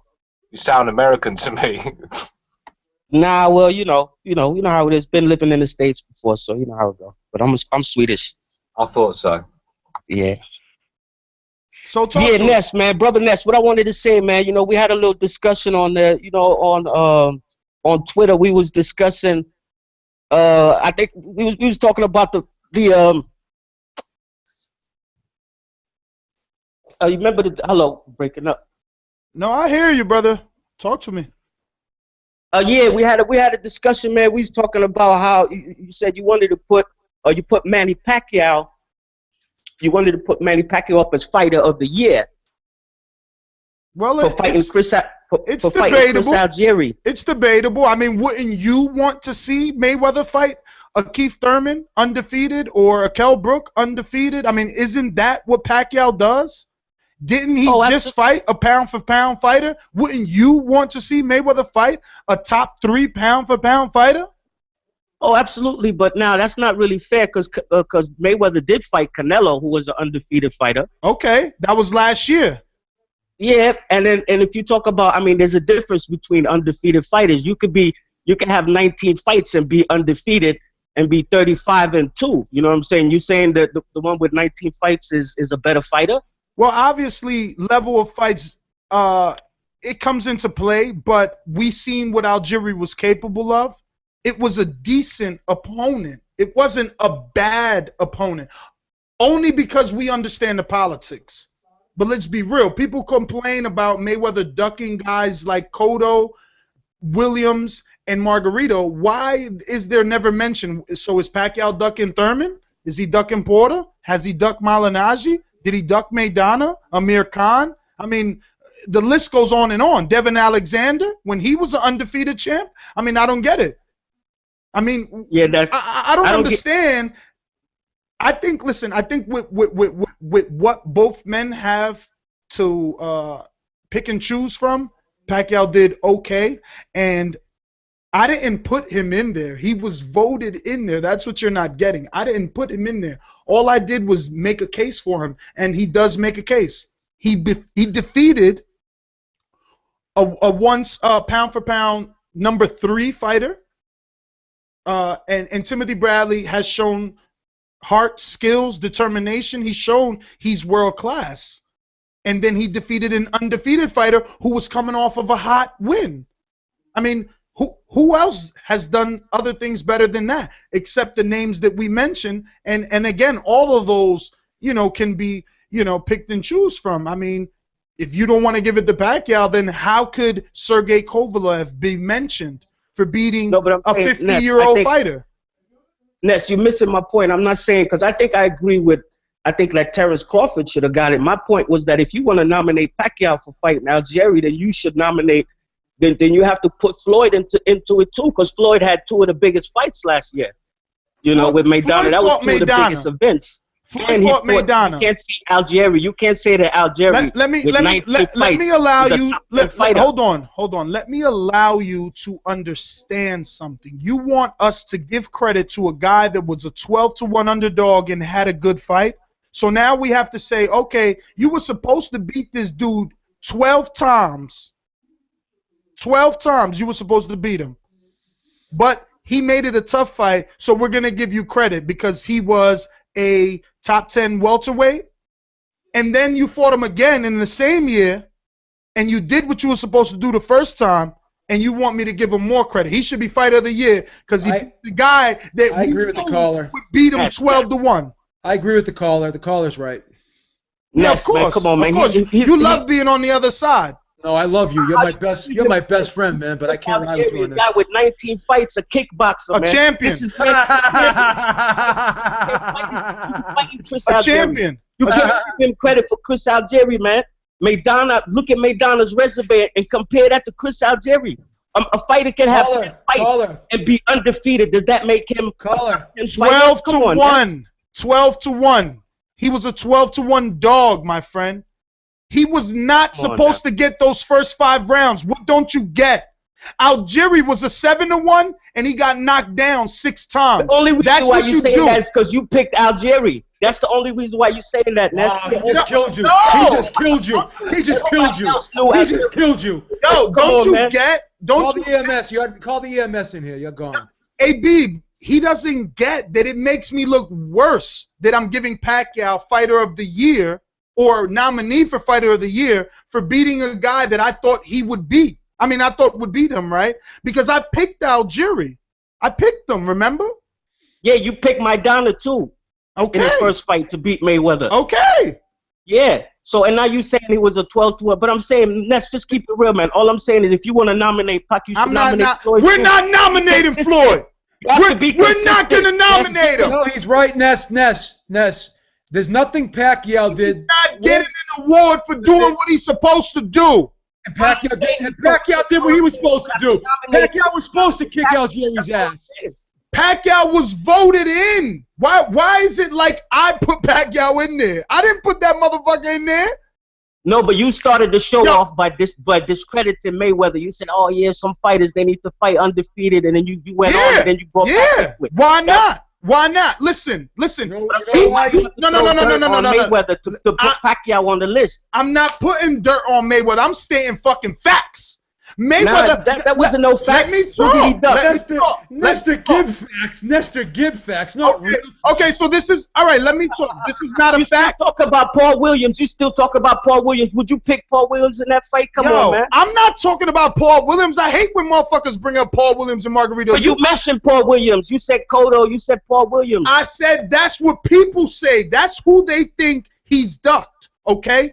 But let me tell you something. Beeb wants to call it Ness facts. No. The fact of the matter is this. Heyman has Mayweather, Maidana, Amir Khan, Luis Collazo, everyone at 147, Thurman, Porter, everyone, okay?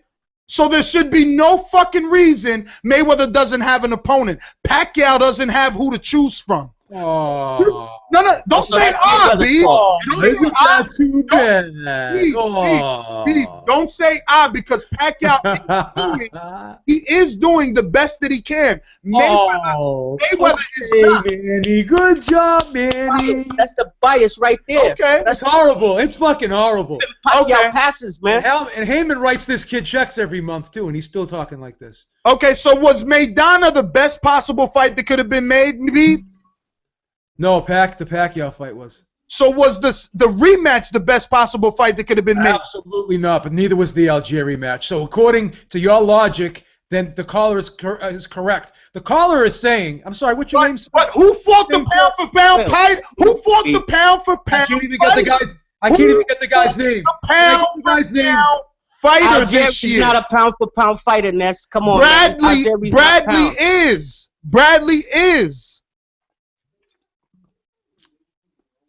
Oh, silence now. Bradley's a much better fighter than Maidana. I'll agree with that. That's for sure. We'll give you 1 point there, but it's based on resume. So if both guys listen, you guys are making this so difficult. Both guys had 2 fights. Both guys had 2 fights. All you got to do is equal both fights. Okay, but Mayweather fought a solid opponent twice.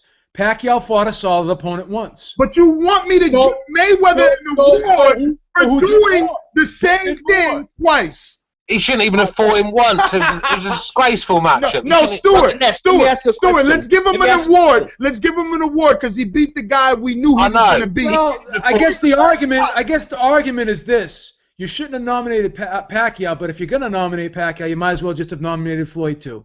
That's all the caller's saying. That's all the caller's saying. I can't even believe you haven't fessed up to fucking voting him in. I didn't vote that fight in. I didn't vote that fight in. You're such a liar. That was Robbie, not me. I never. Robbie's on the line and he doesn't lie. No, Robbie, you were there. I did not vote Pacquiao in for Fighter of the Year. I know, but you said that you should be in the conversation. It was Beeb, and he's lying on you. It was not me. Such a liar. I swear on a stack of Bibles, it was not me. Well, look at the smile on his face. First of all, it wasn't me. Here. Terrence Crawford should be Fighter of the Year. He is Fighter of the Year. Pacquiao is only a nominee. This caller's just obsessed with Mayweather. Ooh, you can't say that. That's a dig. That's a dig. You don't insult the callers like that. Hey, listen. Yes. Let me ask you a question then. Let me ask you a Floyd question. Mayweather should not get Fighter of the Year credit for doing what he's supposed to do, and it's his own fault that he had to give the guy a rematch, because if he would have done it correctly the first time, this conversation wouldn't even be happening. Exactly. Well said, Robbie. Well said. The second fight never happened in the first place. No. Wait. Let's give him credit. Let's give him credit for beating up a guy he knew he was going to beat. Remember this? If you believe in your skills like you say you believe in your skills, how much you ever make it for the fight, I bet I beat you. Going inside, let's make the bet. That's what I'm talking. Oh, you forgot that? He was so confident he wanted to bet purses. What happened? What happened? He did what he was supposed to do. And so did Maidana. Pacquiao. Maidana made it competitive. And so did Pacquiao. Pacquiao So did all what he you was supposed to do. haters out there, they're gonna kill me saying I discredited Maidana. No, Maidana made it competitive, and I picked Maidana. But Floyd did what he was supposed to do. How could you say that if you picked against him? You didn't think he was supposed to do it because you picked against him. Because I thought Maidana had the power. If he got one shot, that's all I wanted. All right, so you just blew a hole through your own theory. No, I always pick with my heart. I told you that, and I also made a conscious decision to. Then you should never gamble. I hope you never gamble. I hope you never made a gamble. conscious decision to You're not allowed stop to gamble. during the show, and I said I wouldn't do that because you guys thought that I was a retard, right? I gotta call your wife and tell her never to let you gamble. Picking wrong, have I? Because guess what? It's easy to pick the fucking favorites. That's all you guys do is hide behind. Yeah, I know. I always pick the favorites. I picked 3 underdogs last year, and I made a kill. Yeah. Whatever. Okay. Hey, what's up, brother? Finish up. Yeah. Now, I just want to ask you one question. This is a little hypothetical. I know how you love those. What would happen if Maidana fought Algieri in Argentina? Marcus Maidana would kill Chris Algieri. Robbie. You know what they call that now? Yeah, right, Robbie. Yeah, right. Yes, I you know pick what they call Algieri. that? I will pick Algieri. Okay, and you lose again. Ness. They call that Buenos noches in Buenos Aires. That's all I got. I love it, brother. I love it. Love the show. I'm All out. right, Peace, man. yo. Later, bro. Thanks for calling in all the way from Sweden, man. Loved it. Loved it. Let me see. Maidana would wax Algieri. 210, you're live. I don't know, because we got a 210, but he's never in Texas. Who's this? He's the one in Florida because he's in the military. Yeah, this is me, man. This is All great. right. Yeah, all right. What's going on? Say Happy New Year to y'all. Man, thank you, brother. Hey, I just had a couple questions. Y'all think like if this fight got made, would Mayweather like announce it maybe like the Super Bowl weekend on a commercial or something? That's the goal. That's the goal because he's always done that and said that. It's always after. That's why I said like we're gonna hear a lot of stuff, but we're not gonna hear nothing until after that. No, but the Super Bowl's in February though. He's not gonna. You think he's gonna wait that till February to announce this fight? No, Yeah, it'll be February 1st. All right, and you have all of February, April, May. It's time to fight. Yeah. That's a training camp. Yep. I think he's gonna. I think this fight's gonna be announced maybe either next week or the week after. Well, man, listen, from your lips to God's ears. It's gonna happen, baby. Don't worry. Hey, it's gonna happen. Don't worry about it, everybody. It's gonna happen.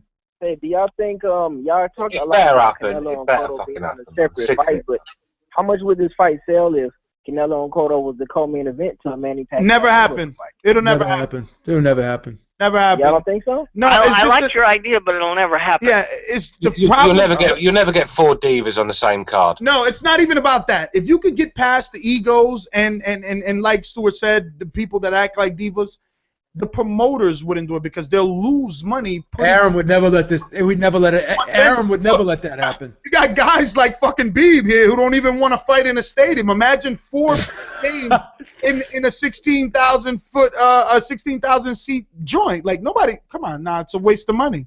I don't like stadiums. Damn.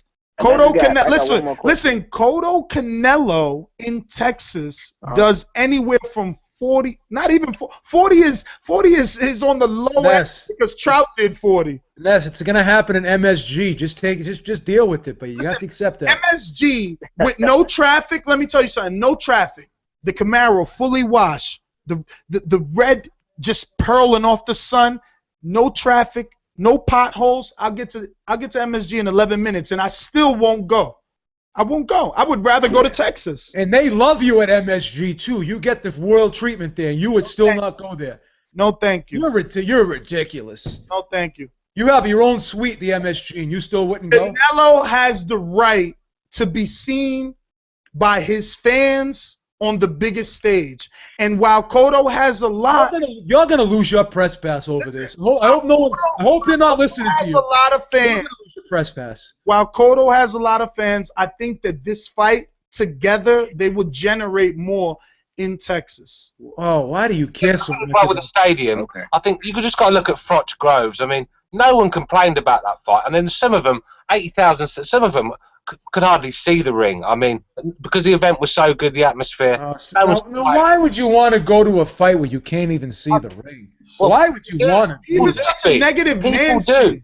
He was a negative Nancy. Leave him alone. Listen, finish up. Do you hear what Stewart just said? They couldn't even see the ring. I think like the reason why Cotto hasn't signed is because maybe Canelo's demanding. He's demanding a date. You know what I mean? Like he's the B-side. In my opinion, Canelo's the B-side, but he's demanding a date. Yeah, that could be part of it. That could be part of it because his last quote was that basically he's fighting on May 2nd. No, he's not. But that's not. No, you're not. Your own promoter said you're not. You're not. It comes down to who signs their contract first, Steve. Doesn't matter. He's not fighting on May 2nd, man. Because Pacquiao's fighting on May 2nd with Mayweather.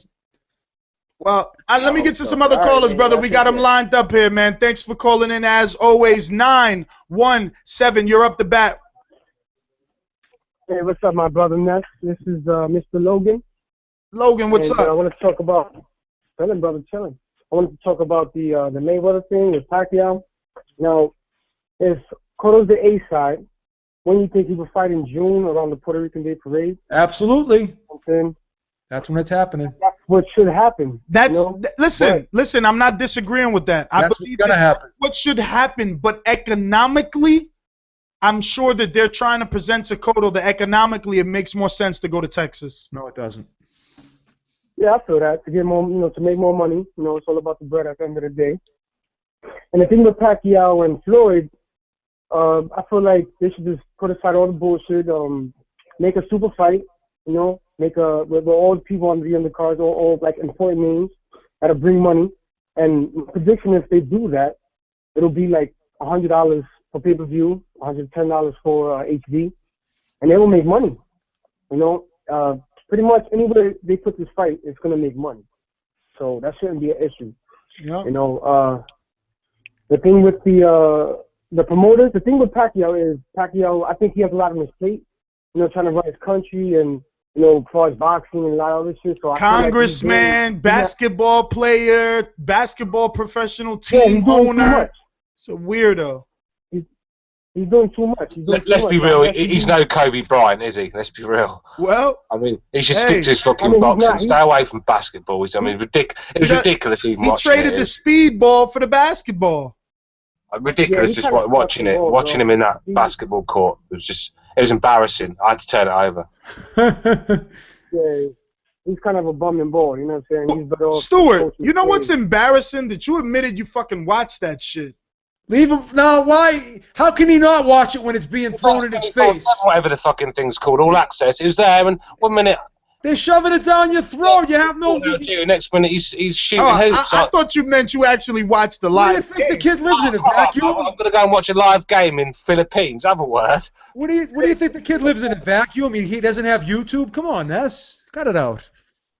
Anyway, I Logan. watched it on All Access. It was just ridiculous to watch. It really was. Yeah, it is. But the thing with Stiverne and Wilder, see, Stiverne has.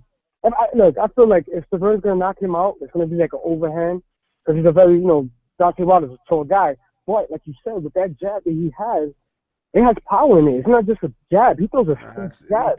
He paused. And remember the Malik Scott? Everybody was all calling it. Oh, you stop with this Malik Scott. Yeah, you called it a phantom punch, but nobody gave him credit for the left hook that landed before the. Yeah, it was a devastating, glancing blow off the top of his head.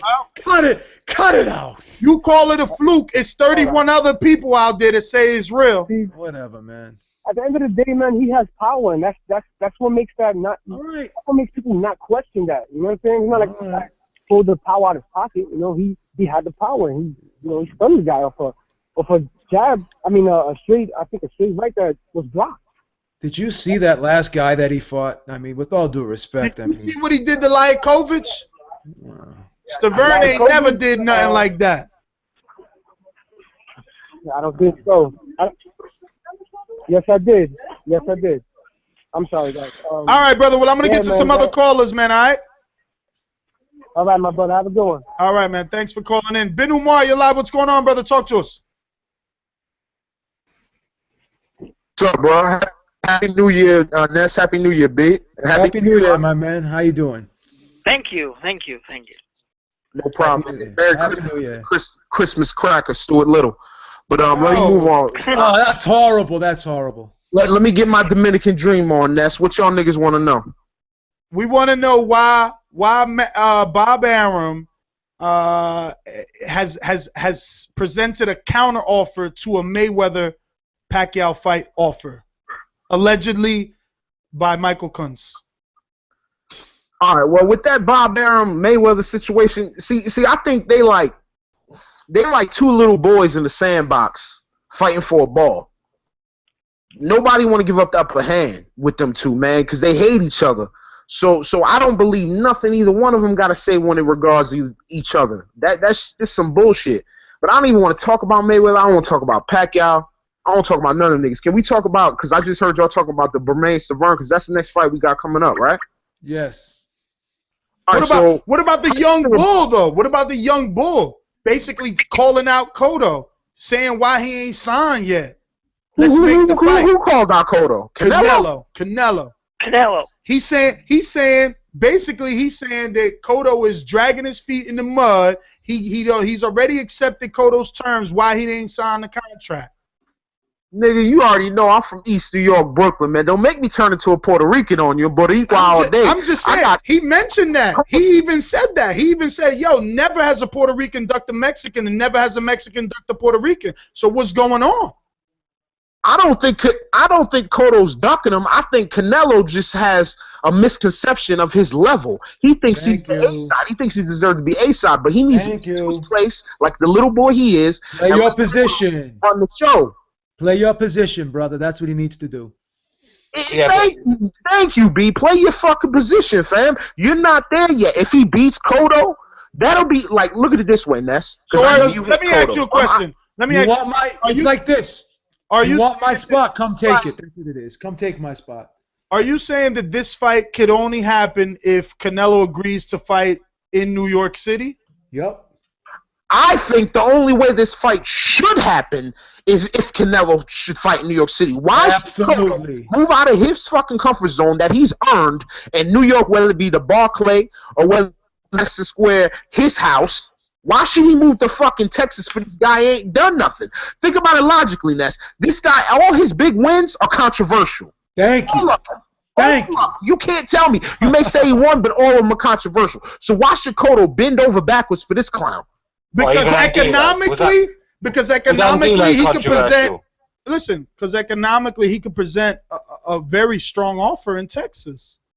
Nah, come on, man. Well, he can present the same. You telling me if Cotto presents a fight in New York, the building ain't sold out, nigga? You know I'm gonna be there. But that's only 18 to 20. But Ben, let me just tell you like what I've been telling him.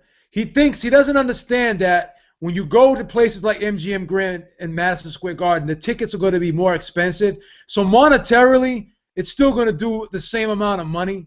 Because when you go fight in Texas, the seats are like $20. You go and you fight at MGM Grand or you fight in Madison Square Garden, the seats are substantially more money. So it's not going to be more money for the fighters. He's worrying about people paying $20 to sit 300 freaking yards away from the fucking. Can't see shit anyway. So what the fuck is the sense? Ness, before you cut me off, let me piggyback off what Beeb just said. Beeb's 100% right. Because MGM Grand sits what, 16,000 or something like that? Exactly. That's right. And what are the prices are going to be? They ain't going to be no $20 tickets. Tickets will probably be like, let's say $100, right? I don't know. For which fight? Say Cotto, Canelo, and MGM. Yeah, the cheapest seats will be $300. It's $100, say, right? Right? They'll be like $300. The cheapest seats, trust me, they'll be like $300. See, he's talking $300. I was going low at $300. Yeah, you're going a little bit low, bro. No disrespect, but they'll be about $300. Okay, you go fight the stadium for $20. What Beeb is saying, the difference is negligible. It doesn't matter. They're gonna make the same gate regardless, and he's Thank you. Right about that. You don't understand that. You don't understand that shit. You don't understand that shit. No, listen, because you're wrong, brother. You're wrong. What he doesn't understand is this, Ben Umar, right? Wherever those $100 seats that he's talking about, or those $300 seats, right? Wherever those are at, a stadium has more seating. So above that you got $60 seats and $50 seats. No, you don't. You got $20. You got $20 tickets at a fucking stadium, and the most expensive fucking. What stadium you talking about? So let me ask you. You telling me that ringside seats are gonna cost the same thing that someone in the rafters is gonna pay? But they ain't gonna be no fucking 3,000 like they would be at a fucking real fight. Seating in the fucking stadium. Not ringside. They don't. Ringside is the same amount of seating everywhere. But yes, what stadium is there in Vegas? What do you? No. We're talking Texas. He thinks Cotto's gonna go to Texas and fight in front of freaking 40,000 Mexicans. I'm not saying when he's the A side. He's gonna give up his fucking home court advantage. Get the fuck out of here. Ben Umar, listen. Get the fuck out of here. Did 40 with Trout. Cotto's no Trout. But Ness, don't you know better, my nigga? You know better. When he did that 40 with Trout, they were selling fucking $10 tickets. $10. I'm not denying that. If you selling fucking say $15,000, $10 tickets, that don't add up to nothing. You feel me? But I'm not. Listen, I'm not denying that. Ben, you're talking to a wall. He don't get it, man. I'm not denying that. What I'm saying is, it still attracts more. So you're still gonna get the regular price tickets, but you can still offer ringside tickets will not be $3,000 at a stadium. Let me give you the trump card what Cotto's looking at. Regardless of the gate, you may even be able to win the argument with the gate, which I disagree, but you may be able to win the argument. He's wrong with the gate. He's wrong with the gate. What's the building gonna look like if Cotto pulls his A-side card in New York? It's gonna be 75% Rican in that motherfucker, and then the rest is gonna be Dominican brothers and then the randoms. He gonna have everybody on the top. So why go to Texas where you have 100% Mexican? Yo, you're breaking up. Why do that? Why do that? That's like the Patriots. That's like the Patriots getting home court advantage in the playoffs. You guys giving it up. You guys are forgetting this is the same kid that offered him last year $10 million. So obviously now the offer is either the same or stronger. And there's a reason for that because you can't have it both. You can't have it both ways, man. You can't say Mayweather's the A-side. Look, that's all hypothetical. I don't even know why I'm being attacked on that. I'm just saying maybe that's the reason that there's a holdup. Because why else? According to Canelo, he's agreed. He signed. He's asking why hasn't Cotto signed. So the fight's going to be an MSG then, right? Contract to fight where though, Ness? He did. Well, they said all that the quotes say is that it's May 2nd. No venue. May 2nd, though. That may be what the holdup is because you know Cotto don't fight nowhere. I mean, that one fight he had in Orlando just because of whatever. Yes, but again, Ben don't fight nowhere except for New York. Listen, Ben, again, according to what Canelo is saying, he has agreed. He said, I've already granted Miguel Cotto a lot of things to make this fight happen. It's been more than a month, and Miguel Cotto hasn't signed the contract. Oh, well, I don't know. Well, then, hey, I don't know what's going on there, but I know one thing. If they fight in New York, I'm going to be in there to make it real uncomfortable for Canelo. I'll guarantee you that. I'm going to make it real uncomfortable. Yeah, you're gonna watch your boy. You're gonna watch your boy get knocked the fuck out. That'd be enjoyable. Yeah, cut it out now. You guys have been freaking hating on Cotto long enough. When you guys are gonna give him a Hey, was that the Caucasian talking to me? I don't have conversation with Yeah, Caucasians. the white boy. You know, the white boy that exposes you, ain't it, bitch boy Binyuma?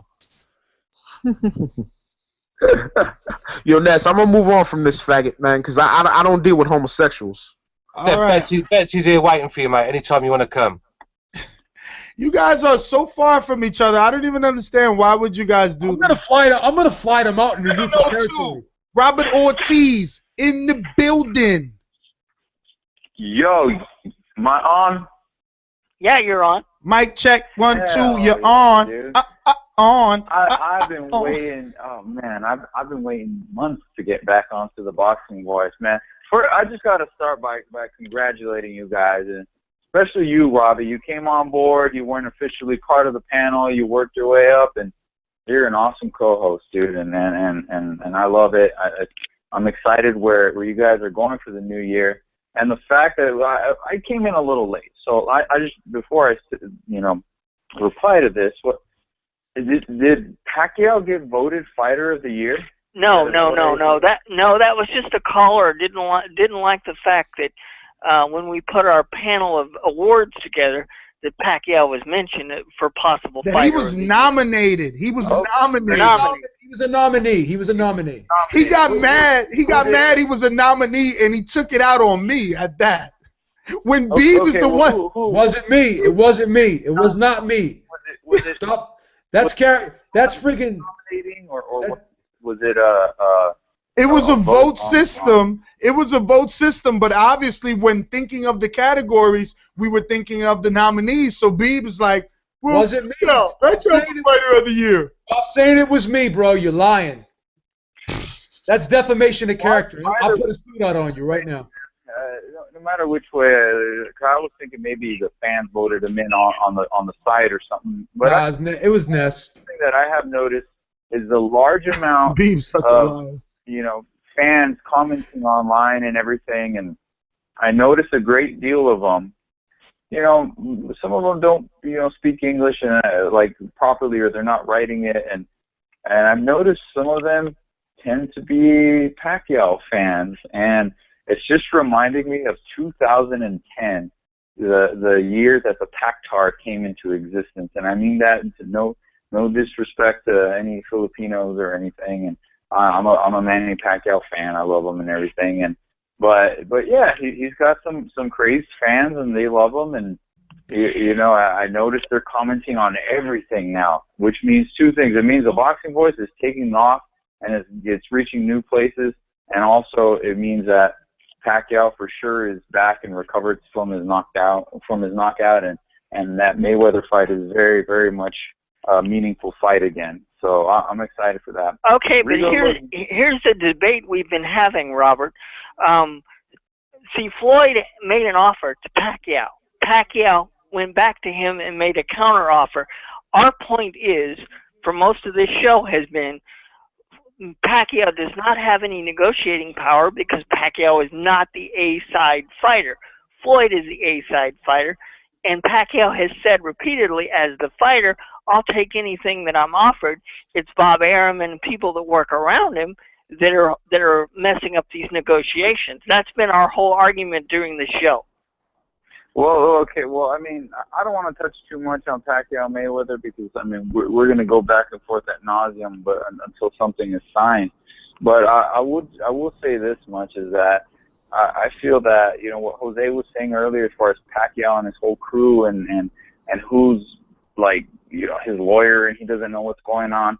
I think the one guy in Pacquiao's whole stable that makes any sense as far as his boxing career is Bob Arum, and he's the only constant. He's been there through the whole thing and through his rise to superstardom. And why would he ever get rid of that guy? And no matter what, Mayweather's going to have to deal with him.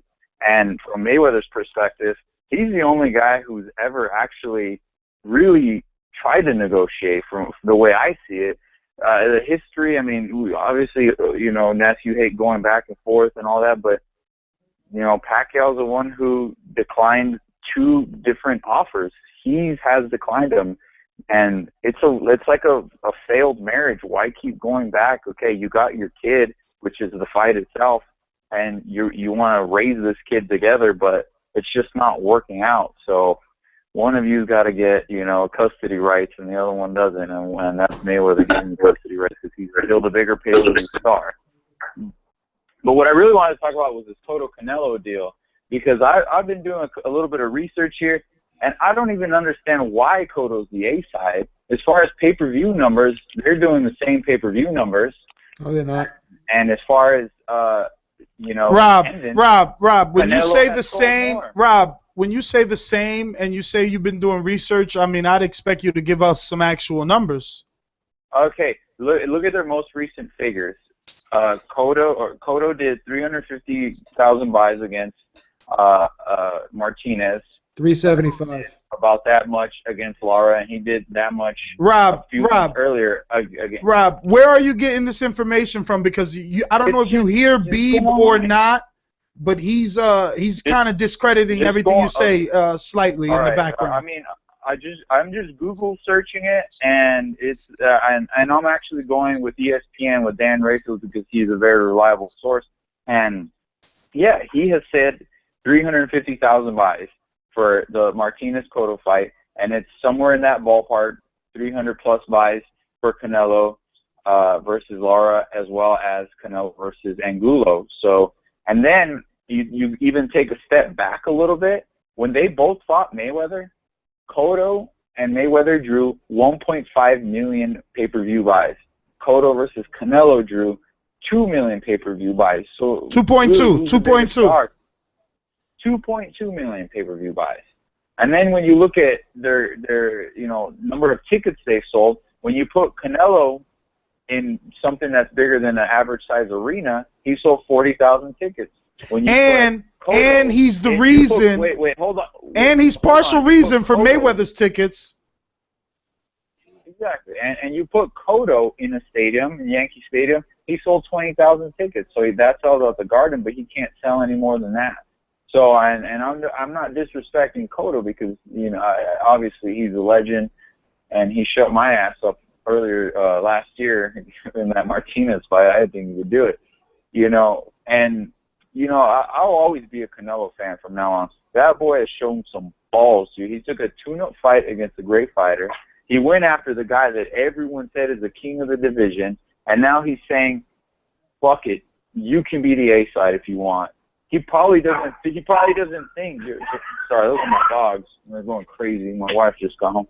But, I mean, he probably doesn't even think that Cotto is the A side, but he's just giving him the ball just to say, fuck it, dude, let's fight. I want to fight you. Let's make it happen. The same way he did in the Mayweather fight by taking a catch weight because he just wanted to fight.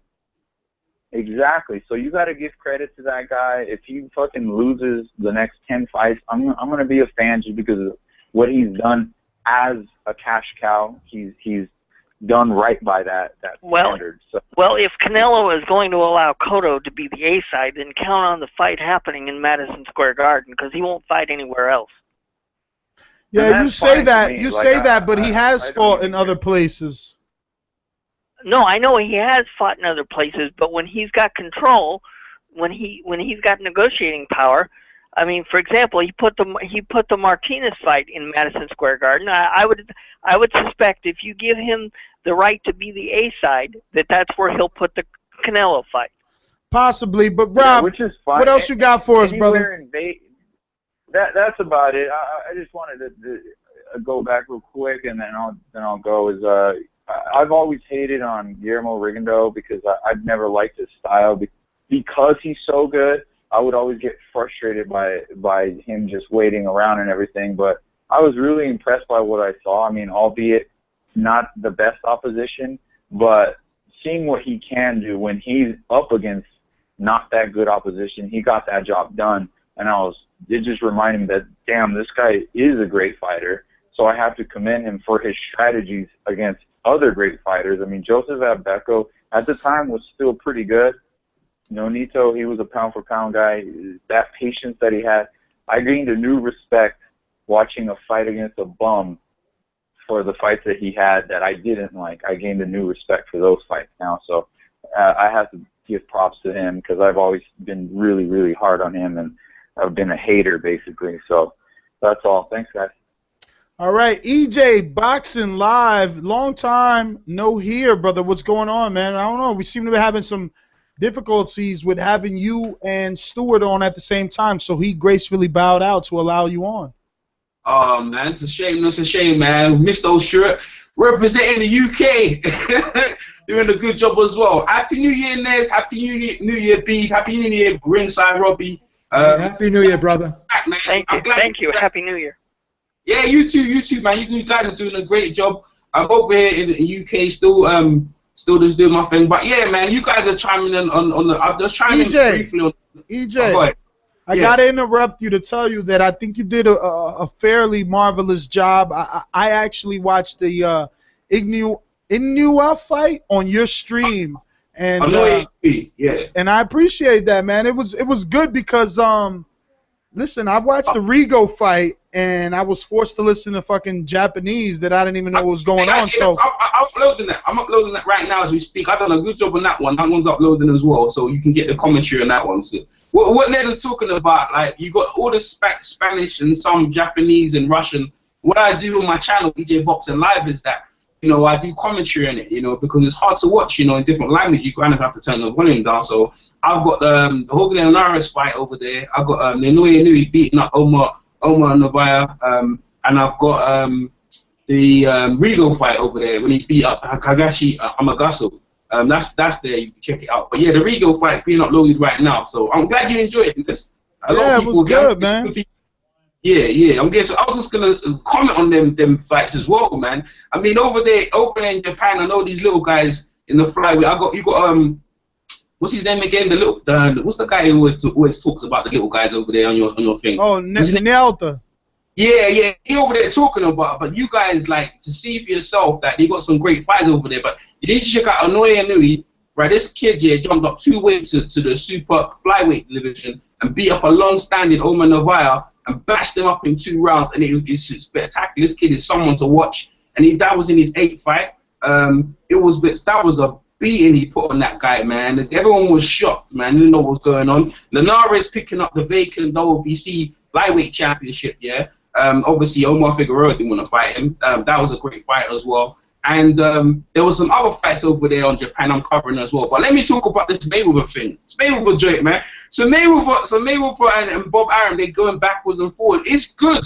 They got them backwards and forwards because that they want to try and make the fight. I mean, they're doing offers and counter offers. That means they really want to make the fight. It shows that both participants really want to make the fight. And hopefully for 2015, the fight will be done. That's what the fight fans want to see and come to conclusion and stop all this backwards and forwards talks, man. That's what the fight fans really want to see, man. Over in the UK, Kell Brook, recovering from his stabbing injury. I heard he's got an opponent coming up in February. I heard he was looking at someone like what's his name again, Brandon Reyes, but I don't think that's they're gonna probably get an easier opponent than that, yeah. But hopefully he's recovering, and then hopefully he can slip us. Amir Khan doing his thing.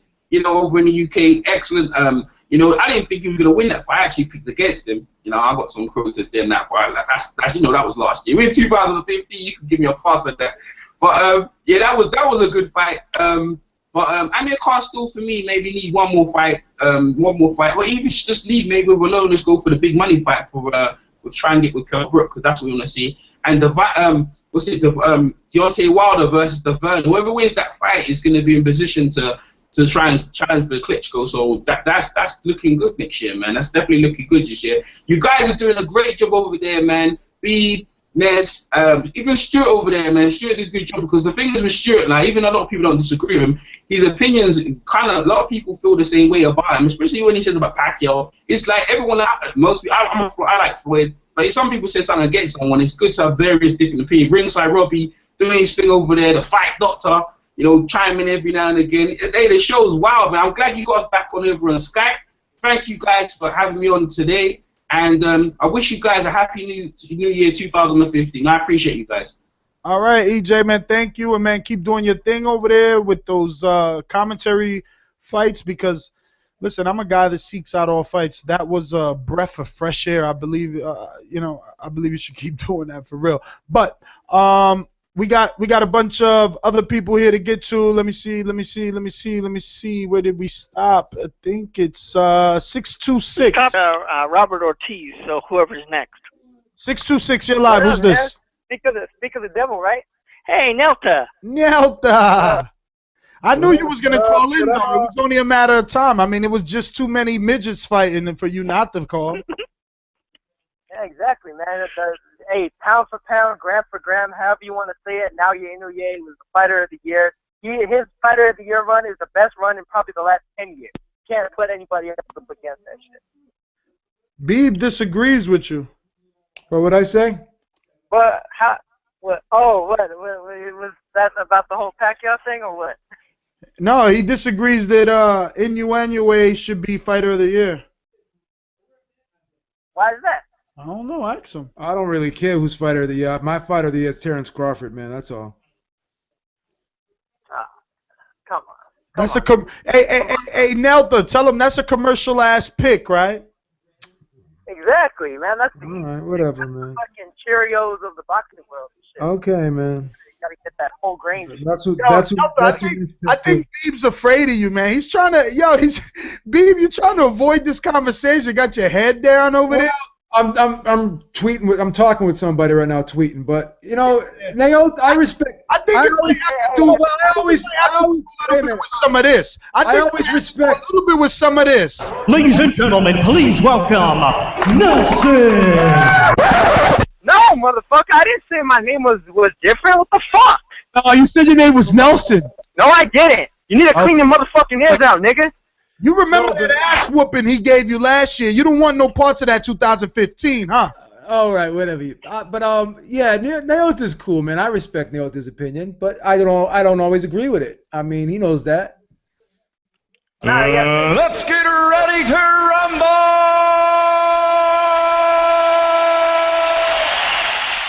Now to get his ass with that commercial pick, man. Don't let him slide. Yeah, no. See, if Crawford would have knocked out Gamboa, knocked out Beltran, fuck that, not beat him, but knocked him out, and then gone up to welterweight and then knocked off killed Brooks. That's pretty much equivalent to what Naoya Inoue did. Who's gonna win? Who's gonna win fight of the year in your opinion, though?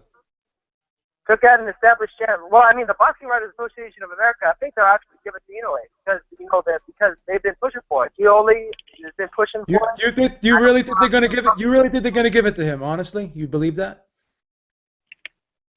I can see it. I mean, they gave it to Michael Carvajal way back when. I bet you $500 they don't give it to him. They gave fight of the year to fucking Tachawal versus Punch Power. Like, all right, but will you bet me $500 they don't give it to him and they give it to Crawford? Ooh, calling his bluff. Well, you're asking me to bet on I don't fight for legacy. fighters that oftentimes say pretty retarded shit. So I can't do that. All right. It's like the old Survivor insurance. Man. Beeb, that last soundbite sounded like, you remember the Mayweather one when you told him put his money where his mouth is? Yeah. But you know what? He likes the lighter weight fighters. I give him respect. You know why? Because he educates people on the lighter weight fighters. So I don't ever want to discredit this man.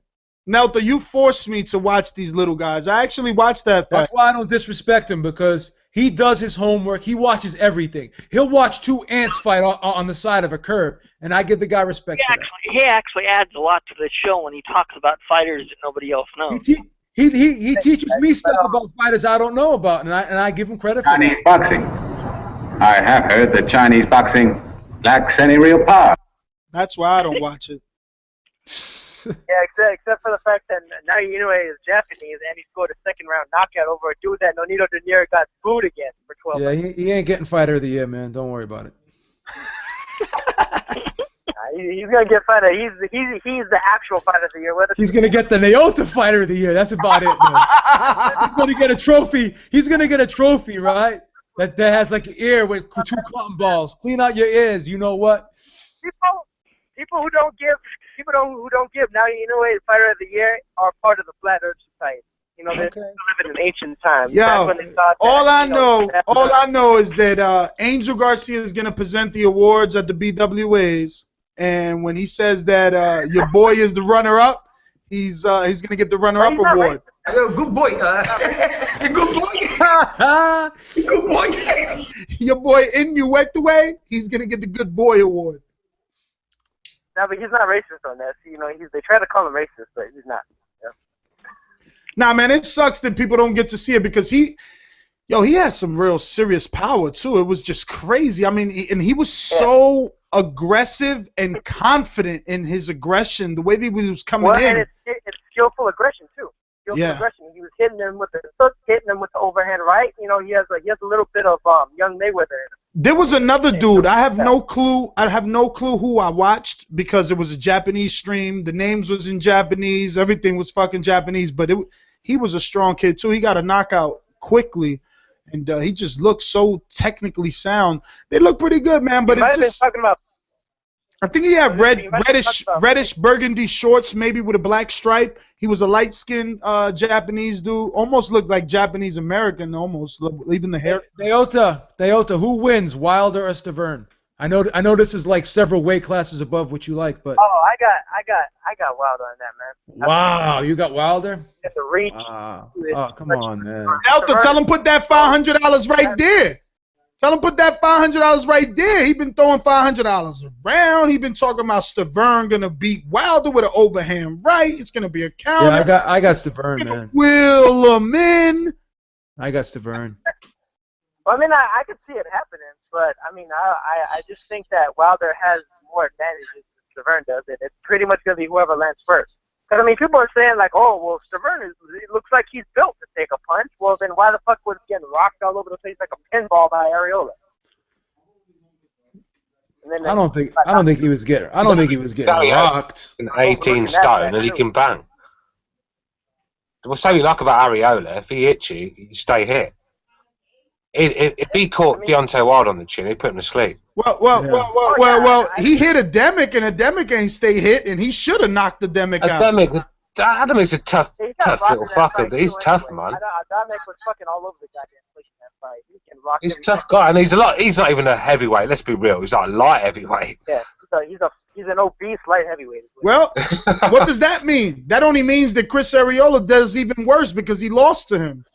I'm just saying he's a tough guy, that Adamic. Do you know what I mean? He is a tough guy. But Deontay Wilder, I just know that guy can't take a shot. I know. Can't take a shot. He got knocked out several times in the amateurs. I mean, Wilder's like a lot of fighters. He's like Andy Lee, like the Jackson brothers. You know, like it's either he's gonna knock you out or you're gonna knock him out. Well, one thing is going to be certain. We're gonna have a lot of questions answered come January 17th, and that fight's not going the distance. Wilder has a lot of questions to answer, in my opinion. In your opinion? Well, honestly, I don't even think Stavern's going to answer any of them. I think Wilder's going to go in there, knock him the fuck out early, and Stavern's not even going to really touch him. Wow, man. Wow, you're out of line here, man. Drops mic and walks away. Wow. Yeah, man, Wilder's going to bomb squad the boy. I don't think so, man. The Bama boy is going to be in the house. Ness is showing his fanboyism right now. Nah, but hey, yeah, Ness. I mean, that whole card was good shit. You know, Pedro Guevara did his thing. He was another good fighter. Kerry Agashi, that Chocolatito beat. You know that shows he's legit. And also on that card, Ryuichi Taguchi was a guy that now you know he beat a little over a year and a half ago, and he's now a world champion. So a guy that he has already beat is a world champion. This dude's only 8 fights into his career, 7 by knockout. And he already has world champions under his under guys that he's defeated. 2 by knockout, 1 by decision. Yeah, but that's because those divisions are light, man. Those dudes be having like 20 fights and they already fought everybody twice.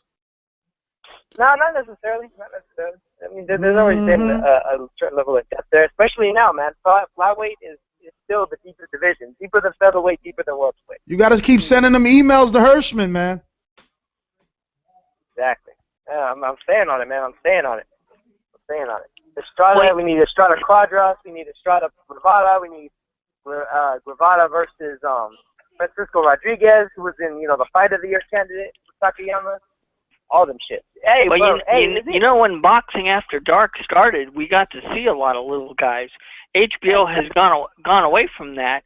I mean, look at the Tapia. Look at the Tapia fucking documentary. That nigga was 115 when he first started that. Johnny Tapia. I think we're in the times now where no one wants to see guys fight that weigh less than their girlfriends. Fucking Stuart Little, baby. Shame because representing them niggas up and take their girlfriend. Ooh. Oh, you cut it out, man. Now you're really going overboard. Hey, Nelton, man, let me get to some other people. The phone lines are lit up, man. They're going to kill us out here. Get it. All right, brother. 516, you're live. Who's this? The more things change, the more they stay the same. This is Cage. Uh-oh. Uh-oh. The president of the Manny Pacquiao fan club is not with us, baby. No, I'm just playing. I'm not even a Manny Pacquiao fan, bro. I don't know. I'm an Eric Morales fan. I've hated Pacquiao. I'm just playing, man. I'm just playing. But you've been repping him. You've been repping him hard lately on Twitter, Manny Pacquiao. I don't know, man. I think you're on the payroll. Oh, Kevin Horn. I've just been on a back surgery and been beefing with Paulie Malignaggi and having fun. But yo, Beeb, I think you took it a little hard when I came at you about that one. No, I didn't. Dude, I really like debating. I had a question on. No, you were an excellent debater. I just like debating with you, man. I don't take anything to heart with you. I really don't. Make sure you didn't get it twisted and act like. No, I did not. I really did not, and I appreciate that that you talk with me and everything. I really enjoy talking with you on Twitter. I don't want you to ever think. I don't want you to ever think that this. The whole Floyd Pacquiao thing is anybody being objective has to give Pacquiao basically all the blame in 2009 for not doing the drug testing. And even Freddie Roach came out, they admitted they dropped the ball, all that.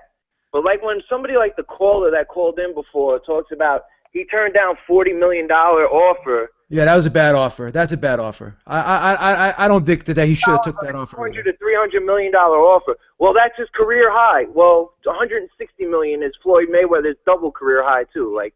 Yeah, you're right. At that time was 2012. And Floyd was, of course, the highest paid athlete in the world at that time. And Manny Pacquiao on the Forbes list was number 2. So yeah, he was. That was still at his height. You know what I mean? So that's just bugged out. I'm just happy right now that there's more negotiations, that Gasal or whatever his name is, obviously is full of shit, although one of your followers, hit me back with a I got you email. You see Arum and them aren't negotiating.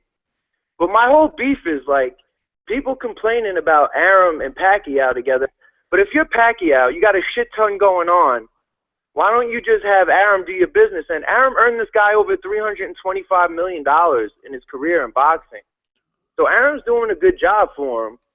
So negotiations aren't supposed to be. Yeah, but KH, Arum earned them $320 million or whatever the quote is. It doesn't even matter because fucking Floyd earned that in a year. So while Arum is doing good, doesn't mean that there's not better out there. Sure. Floyd's earned over $430 million on his career. So Floyd's fought less and earned over $100 million more. So I'm not saying that if Floyd signed the best deal in sports history. Guy's making $32 million a year and losing his employer money, and he's basically got him by the balls. I mean, that's no arguing there. But, I mean, if they're going back and forth 60-40, 70-30, I don't know. Even if Floyd takes the 60-40, which obviously he doesn't want, he's still going to make double his career high payday. I don't think that's but we too don't bad of an know. offer. We don't know if there's split disputes. Well, the whole argument is that the two disputes right now are the date and the split, and supposedly it's 60-40 is what Manny's willing to do, and Floyd either wants 70-30 or 2/3, 1/3. But those are all just reports. We don't know shit until it comes out. Yeah, that's the problem with this Pacquiao thing. See, because Floyd is just used to getting things done. He's not used to the back and forth. Exactly. See, Ness, that's exactly it. That's what I was just going to say. Negotiations are supposed to be tough. Floyd's used to just giving Marcus Maidana $1.5 million, fucking the Ghost Guerrero $3 million, and just pimping these guys. Everybody was shitting on Tim Bradley for not signing. Why'd he sign with Bob Arum? He could have been a Floyd Mayweather opponent. What, make $2 million? He made $5 million for fighting Marquez. Yeah, like, but Canelo and Cotto got pretty good deals. Cotto only made $10 million with Floyd. And he made back-end pay-per-view, and Canelo made over 10. Yeah, Canelo made over 10, but Cotto made 8 plus 2. He made $10 million for that fight. But plus the back-end pay-per-view. What? He got pay-per-view buys. Yeah, that's what I'm saying. He got $8 million plus $2 million back end. Oh, he made $10 million for that fight. Okay. Which is why but they're still better. Listen, aren't they still better offers than anything on Pacquiao's side? I mean, Bradley was the highest one with $6 million, right, or $8 million? I think it was only $6 million. He might have got $8 million the first time, but the second time the pay-per-view didn't do that good, so I doubt he made more. But that doesn't mean that Floyd was going to give Bradley the same amount that he gave Cotto and Canelo. I mean, those. But what it does show, KH, is that Floyd obviously gives a bigger name more money. Yes, definitely so. But like you said, he's used to just running over people and saying, "This is what you're giving," and it's over. And well, he's the A side. He's used to presenting an offer. He's used to presenting a fairly fair offer and having his B side accept. But KH, don't you have to agree to one thing here? But B, you interrupted me, and there wasn't any hiccups in the Canelo fight. It was smooth sailing. You're gonna agree to 152, and you're gonna get paid this amount. He said yes. Cotto, same thing. Marquez, same thing. Everyone, same thing. But can't we agree on one thing, KH? You have one side that is just being consistent right now with what they're saying. You have one guy controlling the situation, and then on the other side you have disarray. And then you have a guy, Pacquiao is telling people, I'll fight for whatever amount of money he offers me, but then you have other people on his side contradicting that.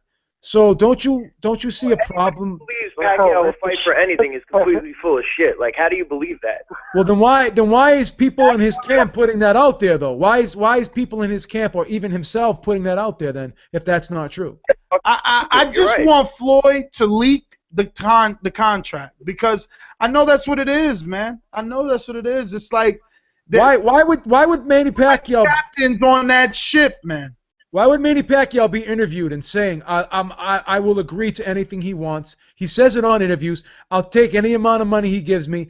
I'll fight him for free. I'll fight him for charity. Why does he say all those things? And then money becomes an issue now.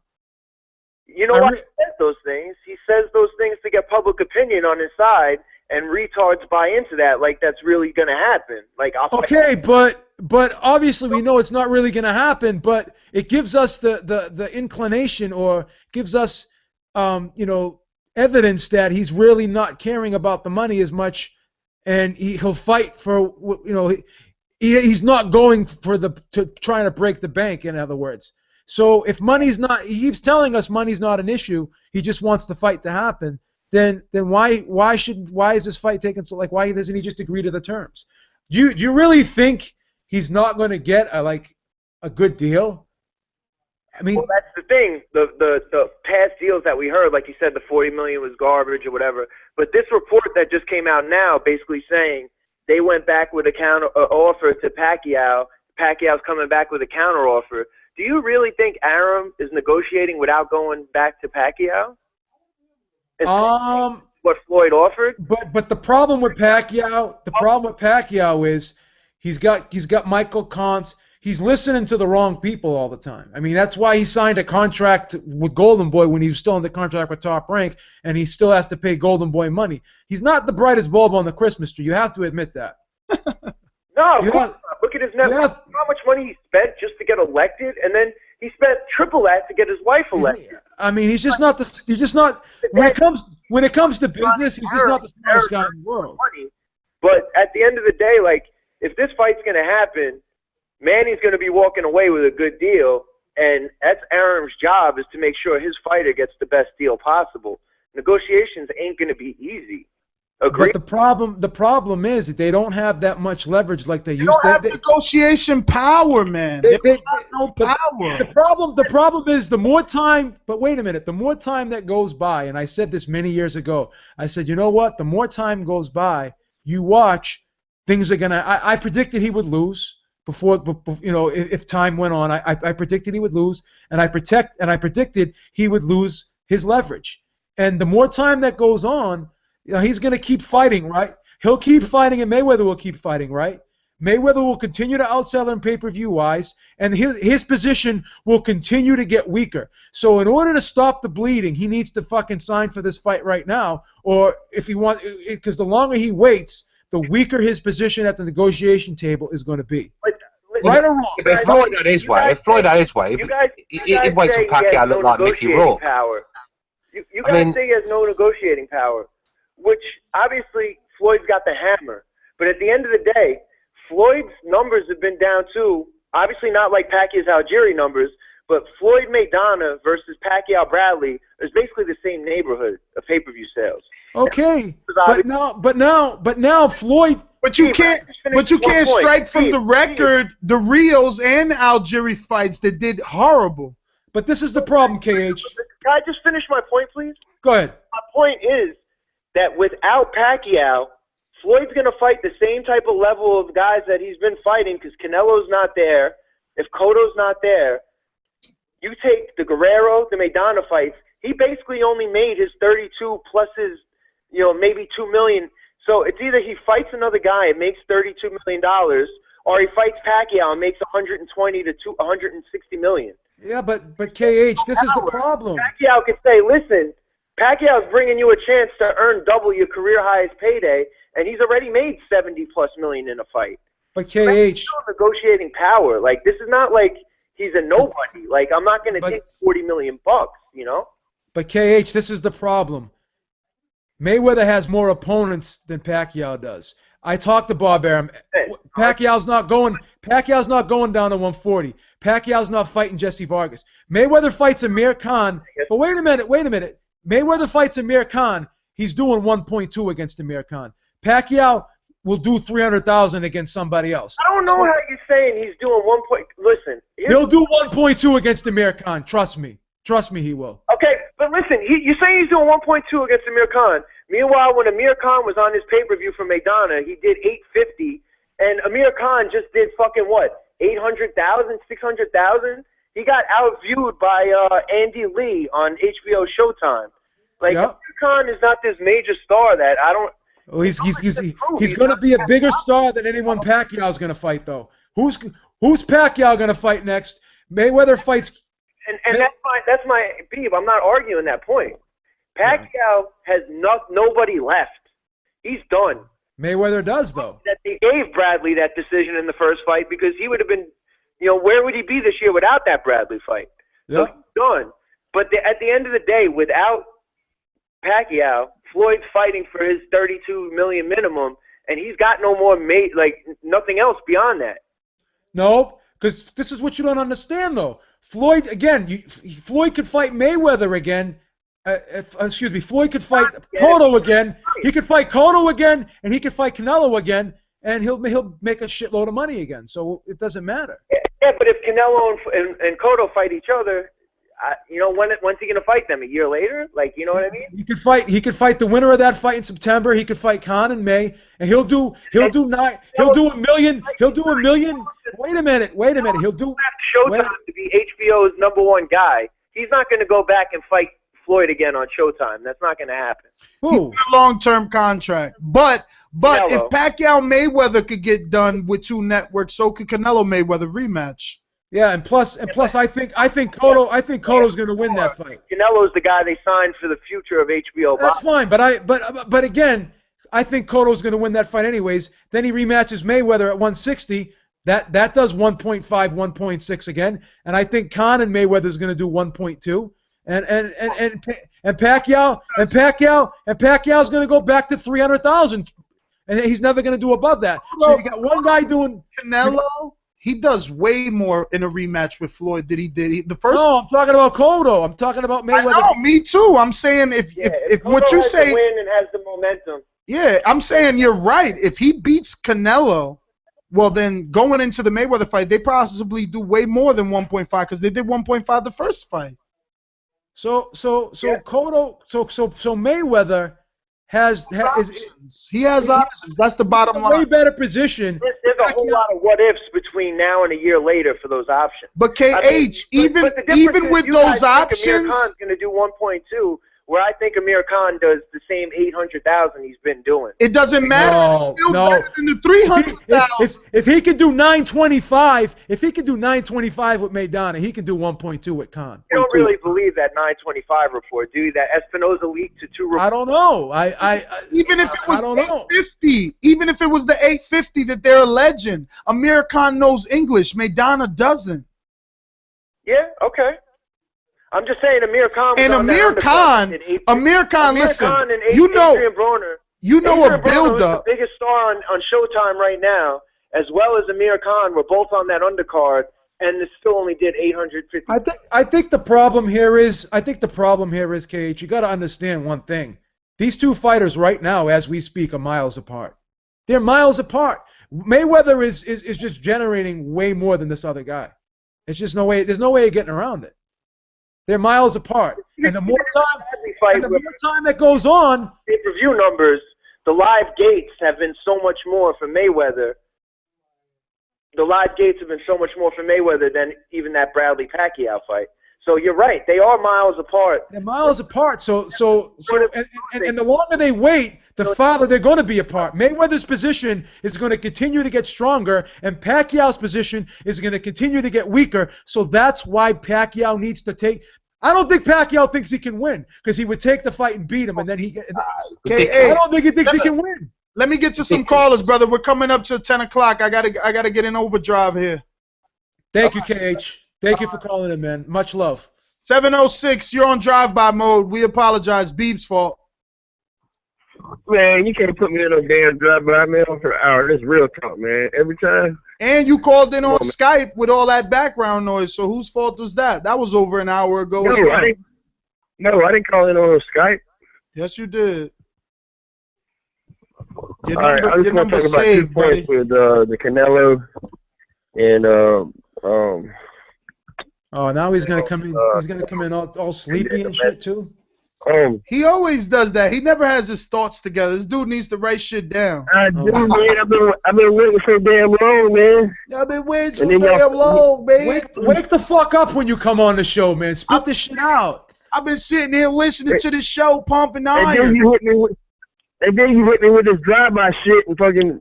All right, but you burning right now. You burning. Get this shit out. Make your point, bro. The thing is, man, is Cotto is the A-side. You know, boxing is a sport. What have you done for me lately? So you guys are wondering why Cotto is the A-side. Canelo, you know, he's coming off really 2 losses because, you know, that lower fight, everybody knows he lost that fight. He looked bad in the fight either way. Mayweather, he lost to Mayweather. So, you know, Cotto, he's undisputed. I know people are going to dispute that, but I mean, you know, in the book, he's the undisputed middleweight champion with all the belts. Hey, so, in the book, Canelo won the Laura fight. Canelo won it, but he got his ass whooped. I mean, come on, man. Well, if you're gonna pull intangibles, then we have to pull Cotto's, right? He fought a crippled man.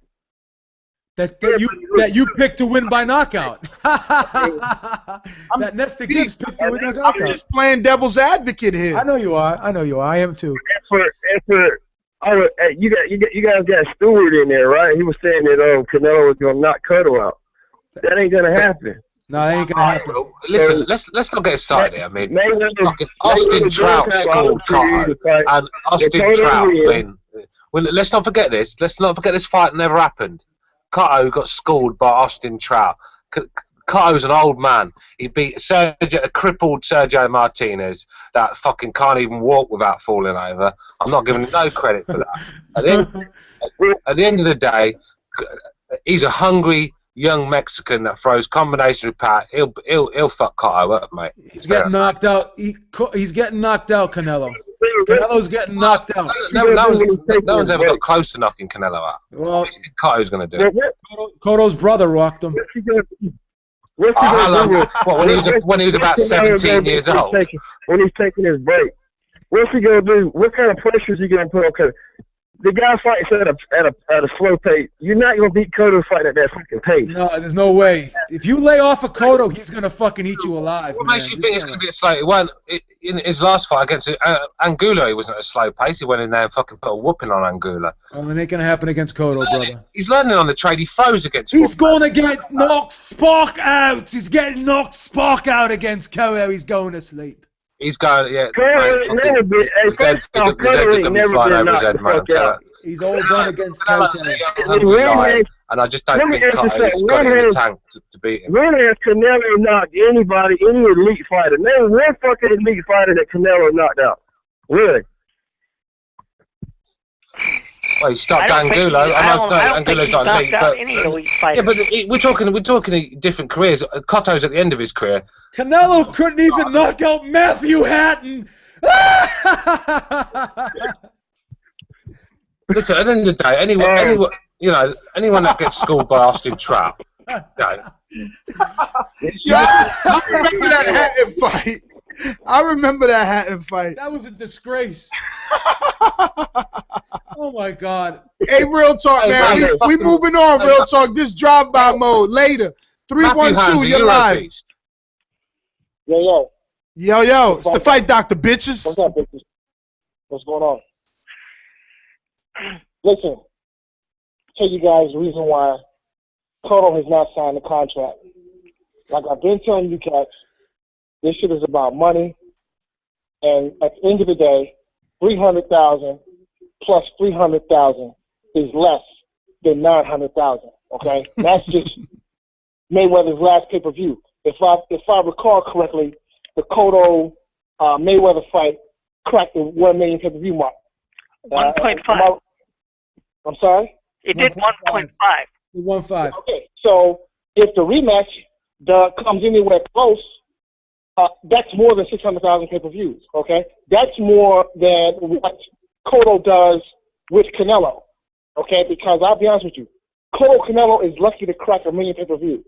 Okay? I think the same thing. I don't think it does 1 million. I think it does like 7. Mayweather Cotto, the rematch cracks 1 million. It probably does as much as the first fight, okay? Because, listen, this time around, the middleweight title is on the line. Exactly.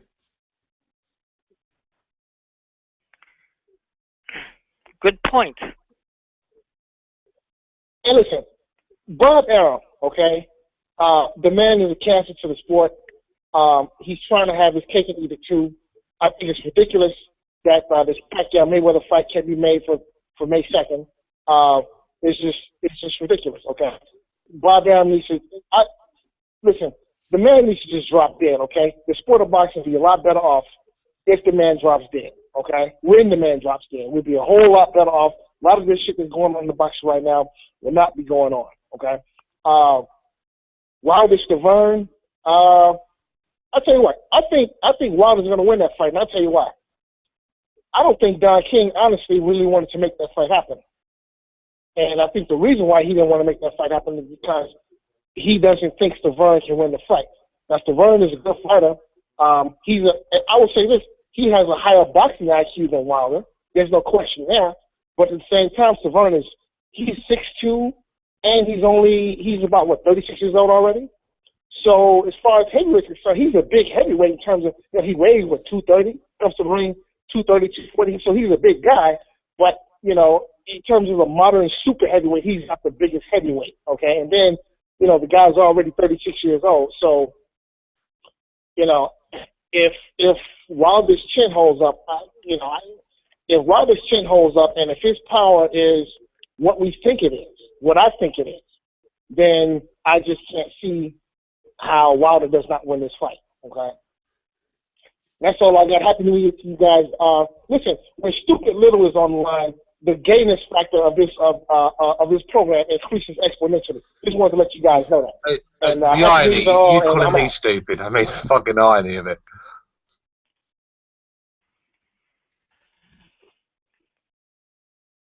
I don't understand why Fight Doctor always got to take a shot at Stewart. I don't understand it, man.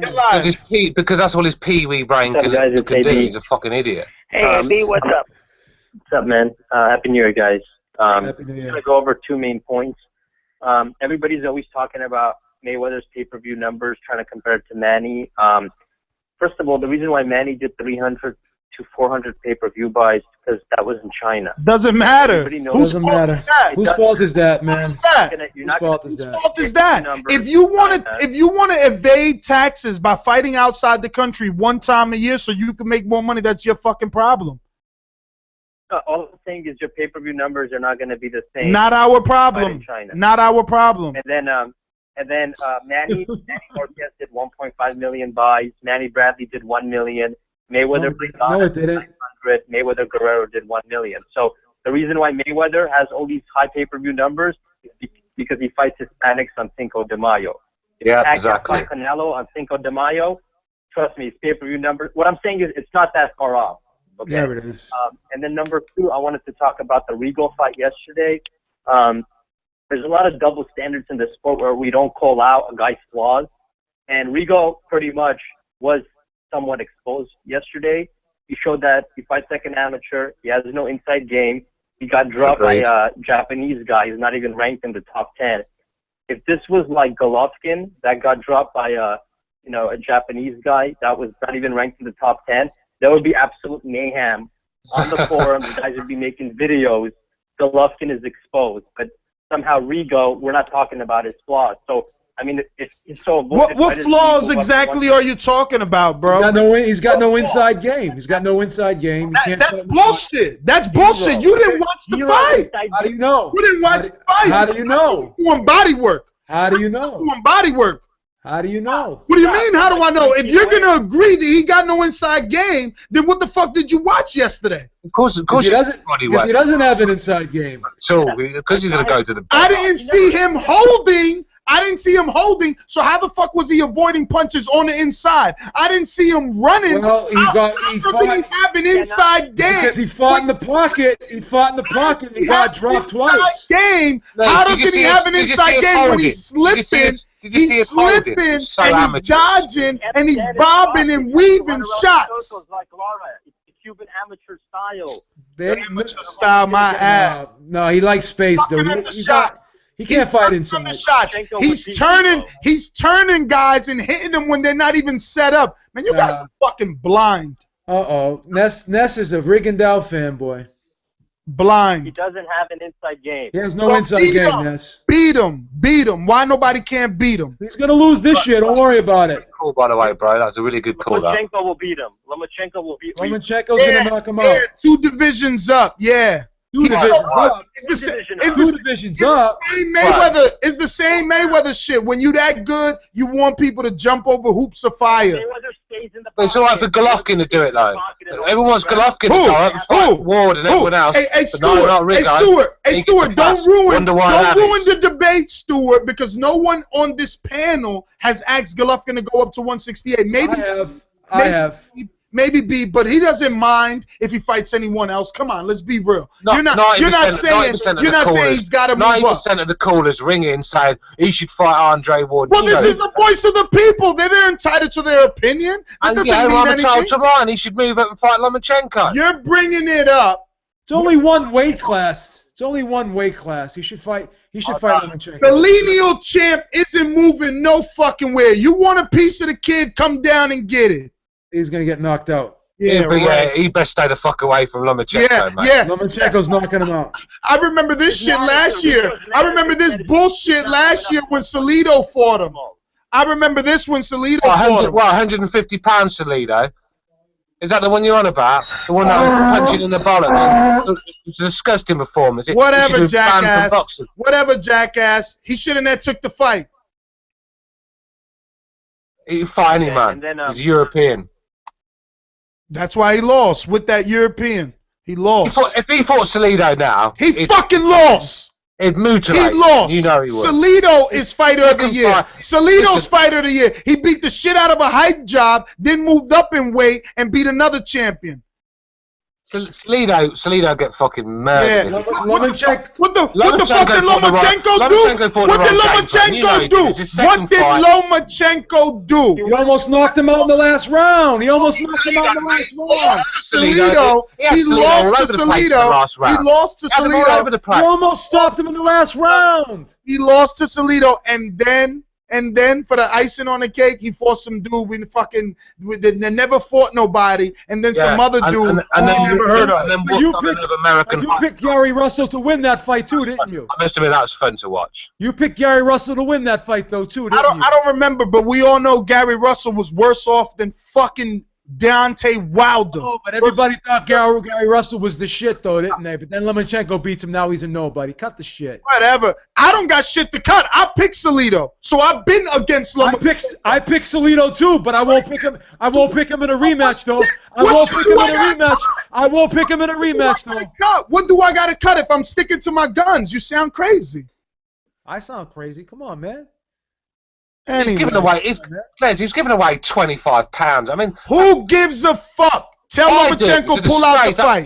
Pull out the fight. Pull out the fight. Pull out the fight. Ali Bumboe. Ali Bumboe. No, you don't think Salido almost got knocked out in the last round of that fight though? You don't give him any credit for that last round? He was hanging on for dear life. As my man Real Thong would say, the history books say Salido won. All right. Yeah, Bernard Hopkins lost his first fight too, but he's a legend. So what? Nobody's talking about people your age, Beeb. So what? So what? Hopkins so this is the Stuart. This is the new thing. This is the new thing now, right? If a fighter loses, then he can't be great. This is what's wrong. This is what's wrong with boxing. Instead of giving the guy credit for fighting for a world championship in his second pro fight, you want to fucking say, oh, he's this, he's that. The kid's gonna be a fucking superstar. I didn't say shit. He's gonna be a fucking superstar. He's gonna be the future. He's the fucking future of boxing. Mark my fucking word. I guess the most talented fighter in boxing. Hey, Stuart, I guess Beeb wasn't on for the Lomachenko post-fight show. I guess. I don't know. What are you talking about? Gary Russell. Either one, because both times I gave him tremendous amounts of credit for what he... Well, you're shitting all over him right now. Especially the one where he beat the guy with one arm. Yeah, I mean, for me, he's the most talented. Beeb's just a weirdo. Beeb's just a weirdo. Well, why are you shitting on him today? I don't want you shitting on him today. I want you to stick with your guns. The matter is, he lost to Salido and beat up Gary Russell. All right. Whip-de-doo. I'm not giving him no credit for that, Salido. No credit for that win. As far as I'm concerned, he's you wouldn't. You wouldn't. You still owe a guy. Your word means shit right now. Hey, mate, I don't pay bets. You made a fucking bet. You made a bet on ass. You didn't pay. That's horrible. The fight happened. If the fight didn't take place because of the weight, then automatically you didn't have to. You didn't have to worry about the bet. But Salido beat him. Salido beat him. I mean, Salido beat him. There's no question about that. Bottom line. Call AB. Finish up. Sorry, brother. Sorry, brother. Yeah, no, sorry. And then I was just talking about double standards. That if Golovkin was dropped by an unranked Japanese guy, everybody would be calling and saying he's overrated and is above. Well, listen, listen, AB. They would do that to anyone the way they did it to Kirkland when Ishida did drop him. So this, I don't understand. Rigo's getting the pass, man. He's getting the pass. There is no bias because they did it to Kirkland. Right. They did it to Kirkland. You know what everybody's saying now? Oh, Rigo showed hard. People on my timeline talked about the knockdown. You know what people were saying to me? Oh, fucking Rigo showed heart, man. He stood in the pocket. He fought with the guy. The guy was bigger than him. He came back and fucking won. It's true. He didn't look good. I mean, he looked flawed. I mean, you didn't say a lie. You didn't say a lie at all. What was the lie there? I mean, he did fight in the pocket. Well, he looked much bigger than him. He did it off the floor. But did he look flawed? Did he look flawed? By stopping. So did he look flawed in any way? No, I don't think he looked flawed. Outside of the knockdown rounds, I think he controlled every minute of the fight. So if Mayweather got knocked down twice in a fight, everyone would say he was washed up. But this guy can get knocked down. I want to know what other rounds besides. I think it might have been the 6 maybe. But what other rounds besides the fucking knockdown rounds you even gave that dude? Well, the guy was. Oh, so 9-3 isn't good enough. Man, you guys are fucking losers, No, man. it was the way that he was really hurt. If he got dropped in the first minute. Listen, Floyd got hurt versus Mosley. When he gets knocked down versus DeMarcus. I know, but when he gets knocked down, Floyd got hurt versus Judah. But wait a minute, when he gets winning. When he gets knocked down, he looks like he's taken off his feet. Well, like when Donaire knocked him down, Donaire like freaking lifted him off the canvas and he fucking went flying across the ring. You guys are such haters. You guys are such haters. You don't even give him credit for being able to recover so fast. He is getting stopped this year. I'm telling you. He has excellent recovery time. Excellent recovery time. Mayweather was getting hurt against guys in the top of his weight class. Oh yeah, DeMarcus Corley. He was good back then, yeah. Emmanuel Augustus. Seconds. He was good back then. But this guy, I don't even know if he's in the top 20. That's what I'm saying. Yo, everybody needs a shot. Everybody needs a shot. Before Algieri beat fucking Provatnikov, he wasn't getting a Pacquiao fight. What, like Rod Solka, do you mean? He got his shot. Yeah, Rod Solka got his and all. Look how that went. Kell Brook got his. Look how that went. Yeah, exactly. All right. Kell Brook's a world-class fighter. That's different. All right. Everything ain't for everybody. Talking about a guy, this Japanese guy, no one outside Japan had a fucking clue who this guy was. I can't believe that you guys are acting like that guy was no fucking threat with that physical disadvantage that was in the ring. You guys are such fucking haters. It's ridiculous. Yeah, but that's like Nikolai Valia. Listen, Rigo is going to be buried with those belts. Those belts will never be seen again.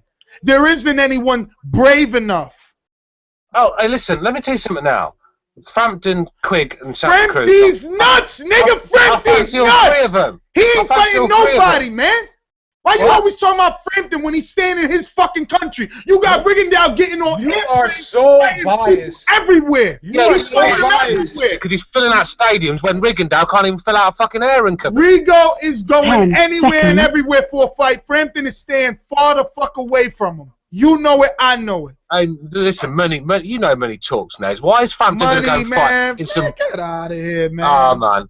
Trust me, you got no business brain. Please never become a promoter, mate. You'll bankrupt your fight in a year. Yeah, so what's Quigg's fucking lot? What's his excuse? Tell me. What's Quigg's excuse?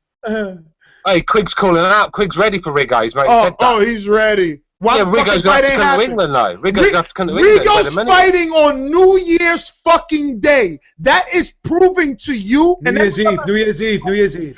You and every other dumbass fan out there that he's insult. He's willing to fight. Who the fuck fights on a holiday, man? You're gonna question him? That's how bad his situation is. Nobody. That's how bad his situation is. He has to fight on New Year's Eve. Instead of going out partying like everyone else, he has to fight on New Year's Eve because he can't get dates. Exactly. Yeah. Proving that he will fight. Quigg ain't fought nobody. Don't matter. It don't matter. He will fight someone. Like Kell Brook had fought nobody, but as soon as he stepped up, mate, that's what Quigg's going to be like. He's got his shot. Rigo is going to sleep in 2015, baby. Let me get to these last callers because we're not only on drive-by, but we're now we're on podcast-only mode here. 313, I think is Wassam. What's up? Yeah, what up? Nice to meet. Yo, these guys over here hating on Rigo, man. It's crazy. Oh, man, yeah. I don't think they're hating specifically, but I kind of agree with you and I kind of disagree. And I just want to make this point, like, real quick, please. Like, you've been yelling over guys. Please don't yell over. He's out of control today, man. We got to put him on some Valiums. Rigo, I think, looked very impressive. Like you said, I gave Amagasa the 6th round and the round where he got knocked down twice. And you're right. You know, Rigondeaux does have great recovery time. But having said that, he is limited to fighting on the outside. Thank you.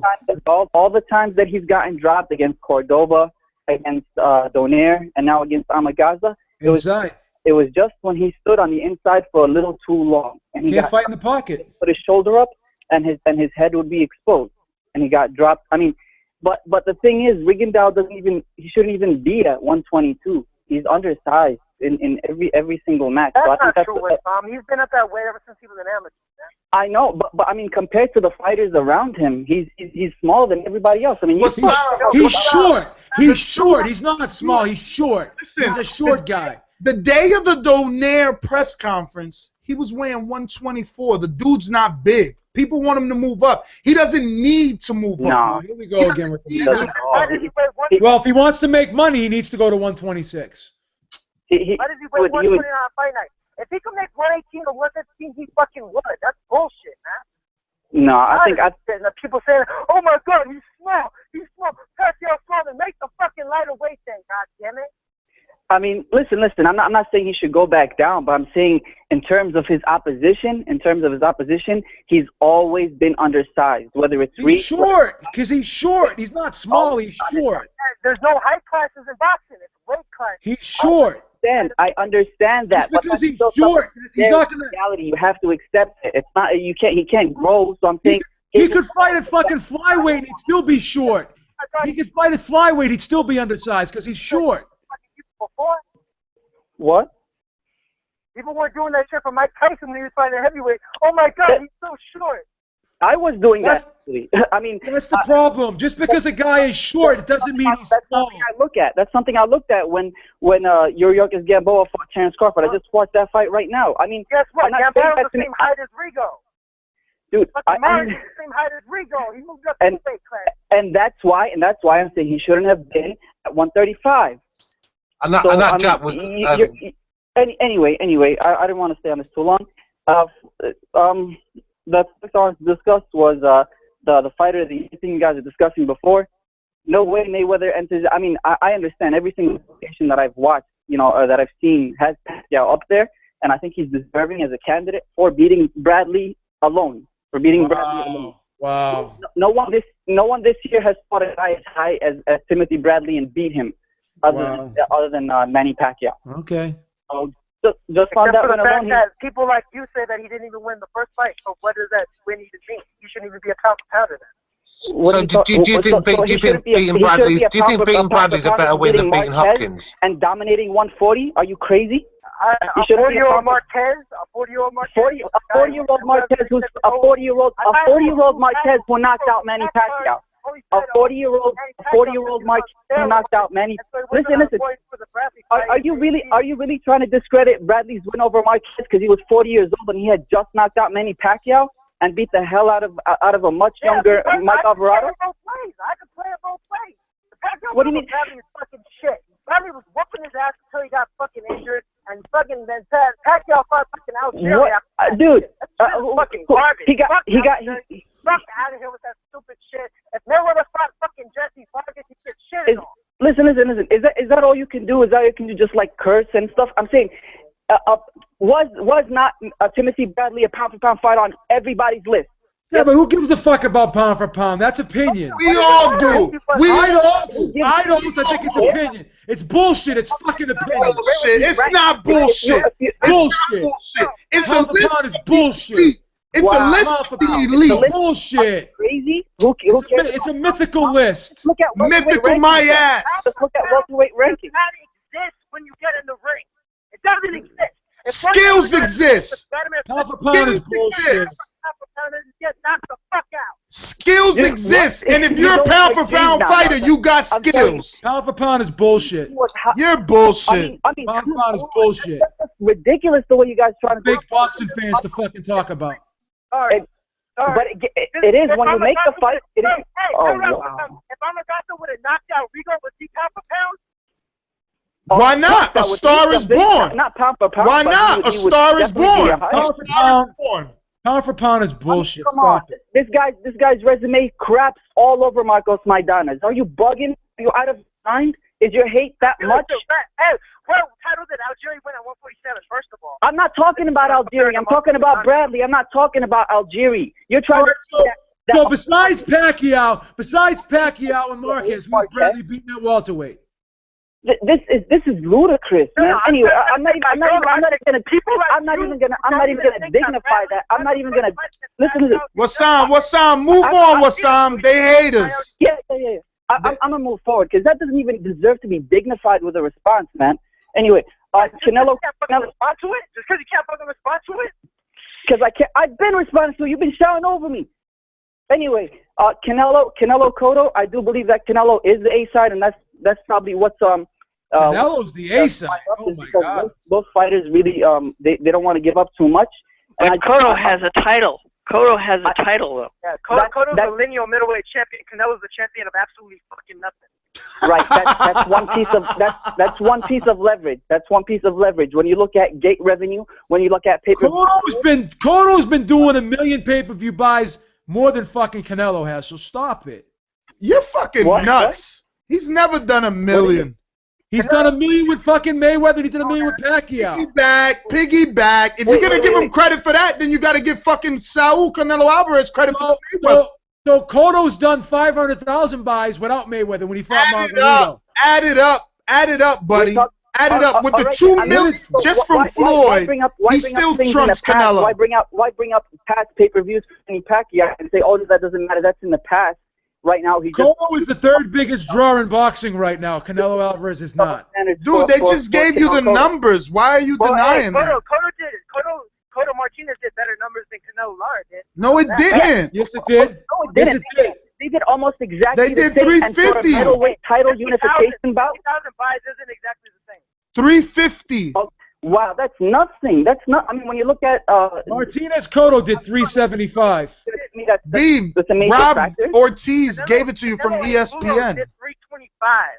That did what? So that's Canelo. That is Canelo versus. That is Canelo versus Angulo. Cotto did this practically the same amount in a middleweight title bout that Canelo did against Erislandy Lara. Are you serious right now? He did more. I mean, come on. He did it. Yo, Nelta. Look at the opponent. Nelta, you engage him far too much. Listen, the truth is, Cotto Martinez did 350. Robert Ortiz just read it off of ESPN earlier. He called in and talked the same thing. I'm gonna look it up right now. That's what you need to do instead of keep fucking shouting out bogus information. All right, now you're Mr. Robert Ortiz fucking supporter now. Okay, whatever. I just know you and I both know Robert Ortiz. He's not gonna lie. I'm not saying he's lying. Maybe he's misinformed. You corrected him several times when he was fucking talking. Anyway, and lastly, I want to commend Bob Arum for actually having the ball, the testicular fortitude to get actually on a neutral show like the Boxing Voice with Habib and actually discuss these things. And you got people like the guy 3 callers ago saying, "Oh, I listened to his interview and it sounded like he was the reason behind negotiations failing." Well, at least he gives you a damn interview. Floyd, all he does is speak through the freaking Showtime conduit and talks about negotiations from 10 years ago, and the only interviews he gives are to Floyd hype. And you're going to tell me that one side is telling the truth and the other isn't? Why is Bob Arum in press conferences, post-fight press conferences, and interviews, every time somebody asks him a question, he's open? But Floyd never even wants to talk about it. So to me, that's a telltale sign. That is a telltale sign. Because it's a telltale sign that Bob Arum has the entire media on his cut. That's what it has. And why does he have the entire media? Because Floyd does not give the media time of day to discuss those things. Amen. I mean, go watch any post-fight interview. They ask him about Manny Pacquiao. He just starts talking about Al Haymon. Okay, Ness. Cotto Martinez did 350. Canelo Lara did 300. So Cotto beat him by 50,000 pay-per-view buys. Now apologize to Robert Ortiz. Oh, I apologize to Robert Ortiz. So 350 versus 300,000. So Cotto did more. My last and that. Hold on, Wassam, because he just proved you right, and that's what Wassam is saying. He's saying Cotto only did 50,000 more for a world title fight, where Canelo, of course, fought basically a nobody And but how many times has Cotto been on pay-per-view, and how many times has Canelo been on pay-per-view? Exactly. So the one that's been on pay-per-view more should do better. The one that's on pay-per-view more. But he's been consistent, Cotto, on pay-per-views. Canelo's only been on pay-per-view twice. More recently, for one thing, Canelo did more numbers against Mayweather. Secondly, and thirdly, Canelo did worse on the Canelo Lara versus Canelo Angulo. He did worse numbers. He was trending downward. Right. Nelta, listen, I don't even understand. It's simple fucking math, which I don't understand. Pacquiao, Cotto. Cotto is a proven pay-per-view. Listen. Go ahead. Canelo pulled 100% of all the pay-per-view buys against. Why you guys making it so hard? Against listen. And you think Cotto didn't do that against Martinez? How many Argentines? No way. I mean, come on. At least you have all of y'all. At least you'd have the casuals who would say, "Oh, this is a big fight, and let me buy into it." Martinez isn't a big name, though. Right. Yo. Neither is Lara. What's up? That's what I'm saying. They're both not big names, so obviously it's still freaking good to get 350,000 buys if you're fighting freaking Martinez. Right. Martinez was never on pay-per-view.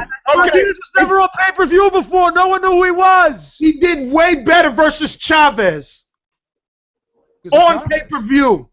What did he do against Chavez? Over 500.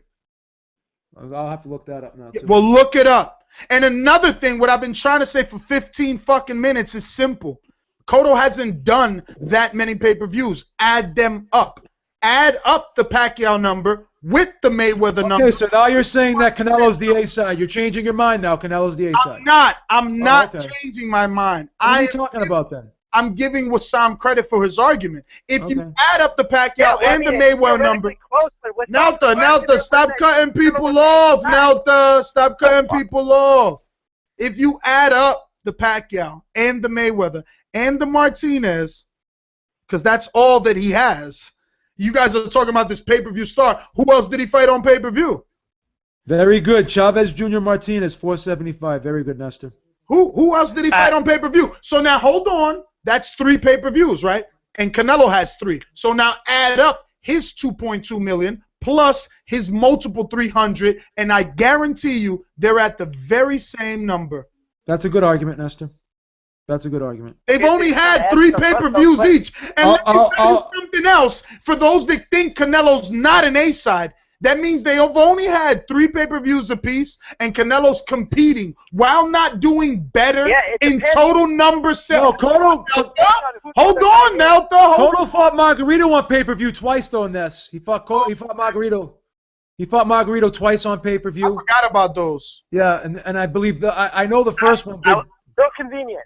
I was just going to bring that up. No, but it's Nelta, it's not convenient. It doesn't add up to another million. And the fact of the matter is Canelo's 24, so he's already had 3 in a shorter amount of time, and his numbers are right there. I'm going to do Cotto Margarito. Listen, so if Cotto is the 3rd biggest draw, then Canelo's already the 4th in a shorter amount of time. Okay. His fight with Mayweather. His fight with Mayweather.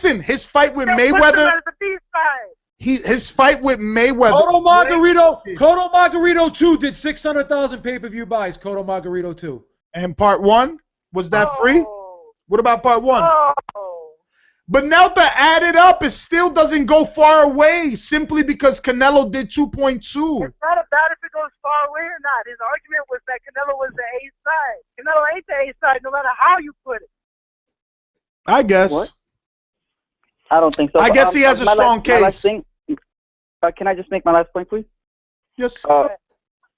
Yeah, Beeb said we have to take. I mean, we're not naive. We're not stupid. When Manny Pacquiao says we'll take, money's not the issue. I'll take any amount of money. We all know that. Right. We all know that's for publicity. It doesn't mean he'll take anything, but he's just saying he knows to make him. At the same way, if you were to take Floyd Mayweather at his word, what did he say on Showtime? He said I offered him $40 million, and now he has tax problems and all this, and now he wants to come and fight me for the same money. It's not going to happen. So how do we know he's not lowballing him in these negotiations, saying take we don't know. $40 million? And I have to interrupt. Cotto Margarito 1 did 450. Cotto Margarito 2 did 550. So I mean, no, that's not too shabby. So Cotto's proven. That's $1 million combined. That's $1 million right there. Yeah, which puts Cotto somewhere around 3.2 over. Because then you have to put in the Martinez one, which is 300,000. It was 350, and then you got to put the 1.5 he did with Mayweather. So add that all up. And I don't even like that adding all of the shit up numbers though. Like that's like, you know, like yesterday you could have been a millionaire, today you broke. Man, get the fuck out of here. Those are their numbers. They did it. You don't like adding it up. Oh, and he did 1.2 against 1.25 against Pacquiao. Okay, so 1.2, 1.5, that's 2.7. Then he did another 6, so that's 33, right? Let me see. 33. He did another 6, that's 33, and you said 450 brings him to 37. 37 overall, and you got a 24-year-old kid that's got somewhere around 28 million. Come on. So the other guy's got more. He's got more experience at doing pay-per-views. The young boy is coming. So the boy is coming. Cotto's still ahead of him pay-per-view buys. Hey, young boy is coming. I hope that young boy gets knocked the fuck out because he doesn't deserve any of that bullshit. Yeah, you a hater. And Cotto never got the push that Canelo's getting either. What? Whose fault? Ain't nobody tell him sign a Bob Arum. Well, this guy has been pushed. Cotto didn't get a push. Yeah, he fights every fucking Puerto Rican Day parade. Man, get out of here with that. He didn't get that push. No one's getting that push. No one's gotten pushed as hard as Canelo has out the gate. Yeah. You know why he didn't get pushed? Not even De La Hoya. Not even De La Hoya got that push. He don't get pushed? He does get pushed. The difference between him and Canelo is Canelo stands there, talks to his fans, signs autographs for his fans, takes the fights that his fans want. That's true, Ness. I'll give you that. When you're right, I'm going to give it. When you're right, I'm going to give it to you. None of that. He ain't doing none of that. Well, Cotto ain't no ducker though, Ness. I mean, I'm not saying he's a ducker, but I know Canelo called him out, and I know Canelo reminded him that no Puerto Rican ever ducked a Mexican. Why he ain't signed that contract though? Ness, I got to give you credit. You're making some strong arguments right now. I'm going to give it to you, brother. It's been over a month, Nelta. You want to sit here and defend him? No. You want to sit here and defend him. You want to sit here and tally up the pay-per-views and say he's the star. So why hasn't he signed? He sold more pay-per-views than Canelo has. Why hasn't he signed? We can't answer. We don't know. We can't answer that. There's no way we can answer that. Exactly. I got one simple question for all of you. Which fight gets signed first? Pacquiao Mayweather, Cotto Canelo. Pacquiao Mayweather gets signed. We're dealing with two divas. We're dealing with two divas. One just doesn't wear pink. Exactly. We know Cotto. You know Cotto's tendencies. So the thing is, and according to that interview that you read from Canelo, he's already given him concessions, and I think they have moved from 50-50 if I remember correctly what Oscar De La Hoya said. Yeah, Cotto has done what's the problem? 4.1 million pay-per-view buys. Cotto's done 4.1 million. Okay, and add up Canelo's since you want to add up fucking Cotto's. 4.1 million pay-per-view buys for Cotto. Now what's Canelo done? 2.2 for Mayweather. 2.2 in Mayweather. All right, let me get to some calls because Wassam, you have never finished your call. You just keep allowing Beeb to cut you off. No, not Beeb. What about Nota? Stop making Beeb. Stop making Beeb the best. And what about you? You're on fucking crack today with your fucking craziness. Can I just say one more thing? Can I just say one more thing? Let him finish. I'll shut my mouth. I apologize. I'm sick today. Yeah. I'm probably gonna get a lot of hate for this, but I have to. But we have a lot of divas. We have Cotto. At 160, we have Chavez Jr. At 168. That he can't get a deal. He can't get a fight made with Carl Froch, and we have Canelo can't get a fight made with Cotto. And there's a guy at 160. We all know his name. What's his name? What's his name? His name is Gennady Triple G Golovkin. You're serious? You're serious?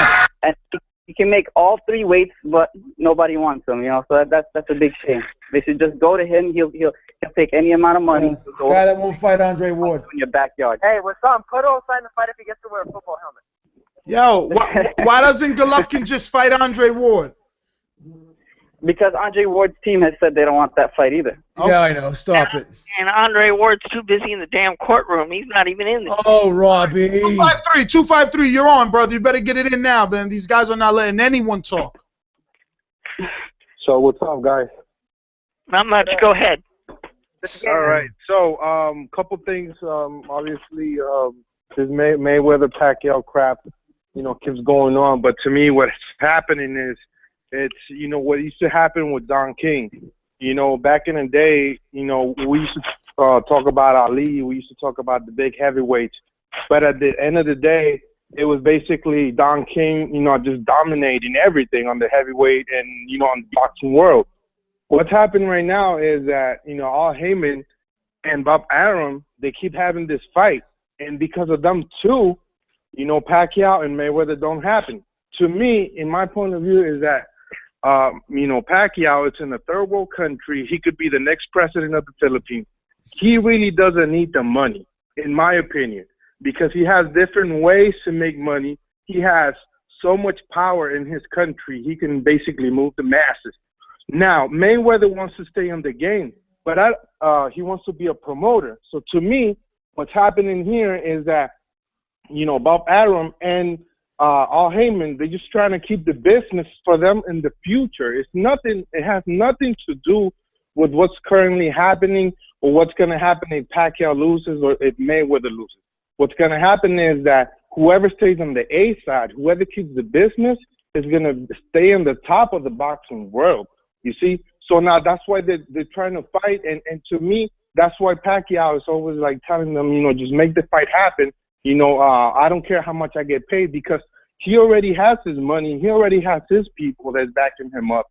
But, it's Al Heyman and this other guy that don't let this fight happen, because they just want to keep and control the business, for the years to come.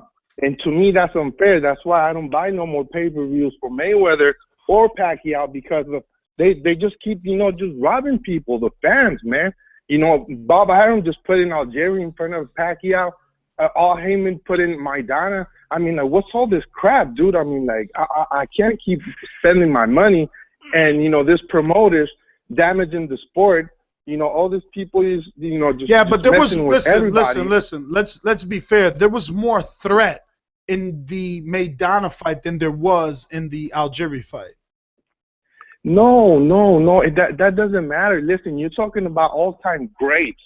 You feel me? Pacquiao, it's an all-time great. Mayweather's an all-time great. You see, the question is here: why do we have the two best fighters in years and decades?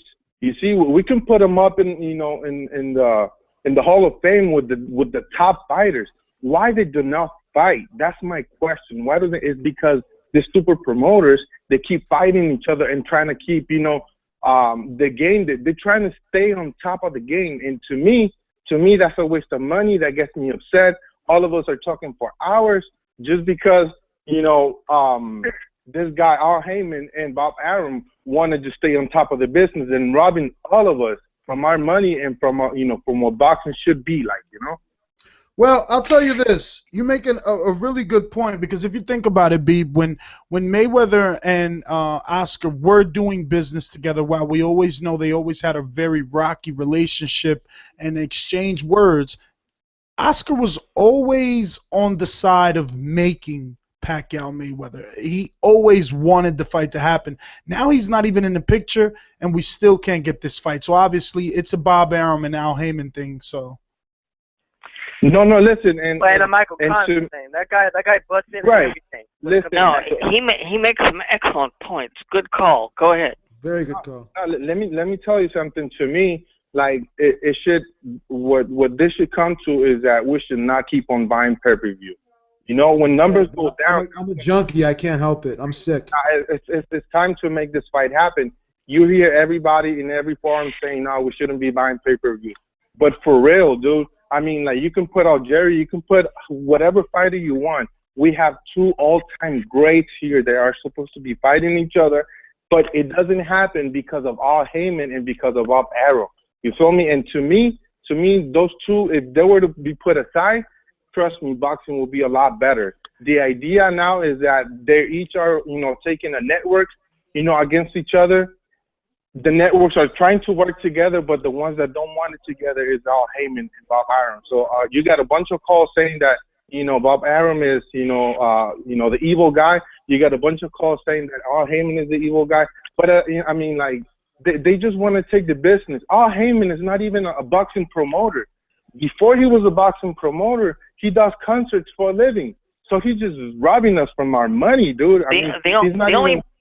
The only problem with your theory, though, if people stop buying pay-per-views and the numbers fall down, boxing is not considered a popular sport these days. It's considered a niche sport. If we stop buying pay-per-views and not watching fights, then those of us that follow fights. Well, here's the thing, Robbie.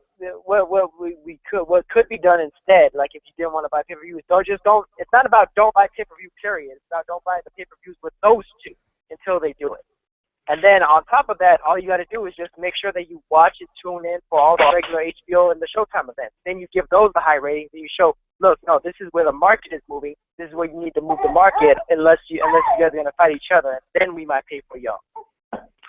To me, we just can't keep talking about who has a better resume, who beat who, or this guy's better, or Jerry, or this guy. I mean, that's nonsense. To be honest, let's go straight to what's happening on boxing.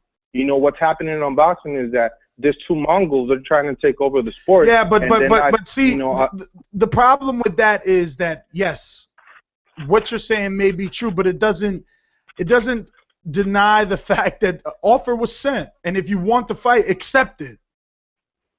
It's just that simple.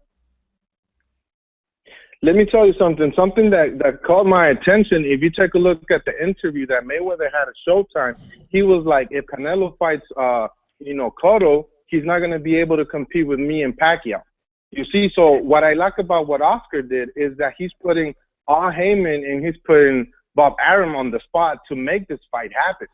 You feel me? Why? Because now you have Cotto and you have Canelo that may overshadow, Mayweather. So now Al Heyman is not going to be able to just, put another regular welterweight against Mayweather and, put this big old show so we can keep on buying the pay-per-view. He's going to have to put someone that's going to double the numbers in case these two decide to fight each other, Cotto and Canelo. Or send an offer to Cotto, have him not sign his contract with Canelo, keep dangling until there's not enough time to promote a fight for Canelo, and then swoop in and fight Amir Khan. You see, and to me that's garbage.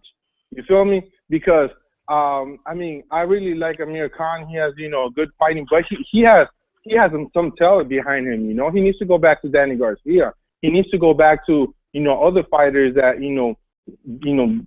Listen. Out. You sound like Floyd right now, brother. Say what? You sound like Floyd right now. No. I understand. To me, it's just like Pacquiao. Pacquiao should, be fighting Juan Manuel Marquez. But, in a way, I see that, they don't want to make that happen because they're just protecting fighters and they're just protecting money. That's all they're doing. And that's my comment for tonight. And just keep it in mind. I'm not going to keep buying pay-per-views anymore. Almost every fighter in the sport goes on the risk versus reward. They calculate that shit to a T so that they have, the best money that's available for the least amount of risk. All of them do it. Every single one of them, just about. There's only a few guys that will go against that grain. Well, all right, brother. Well, thanks for calling. Before I go, I'll tell you something. Rigo is the next man, dude. The only thing, he's too old. That's the only thing. 33 is too old already. 33. Mayweather's 37, man. Peace. Thanks for calling in, brother.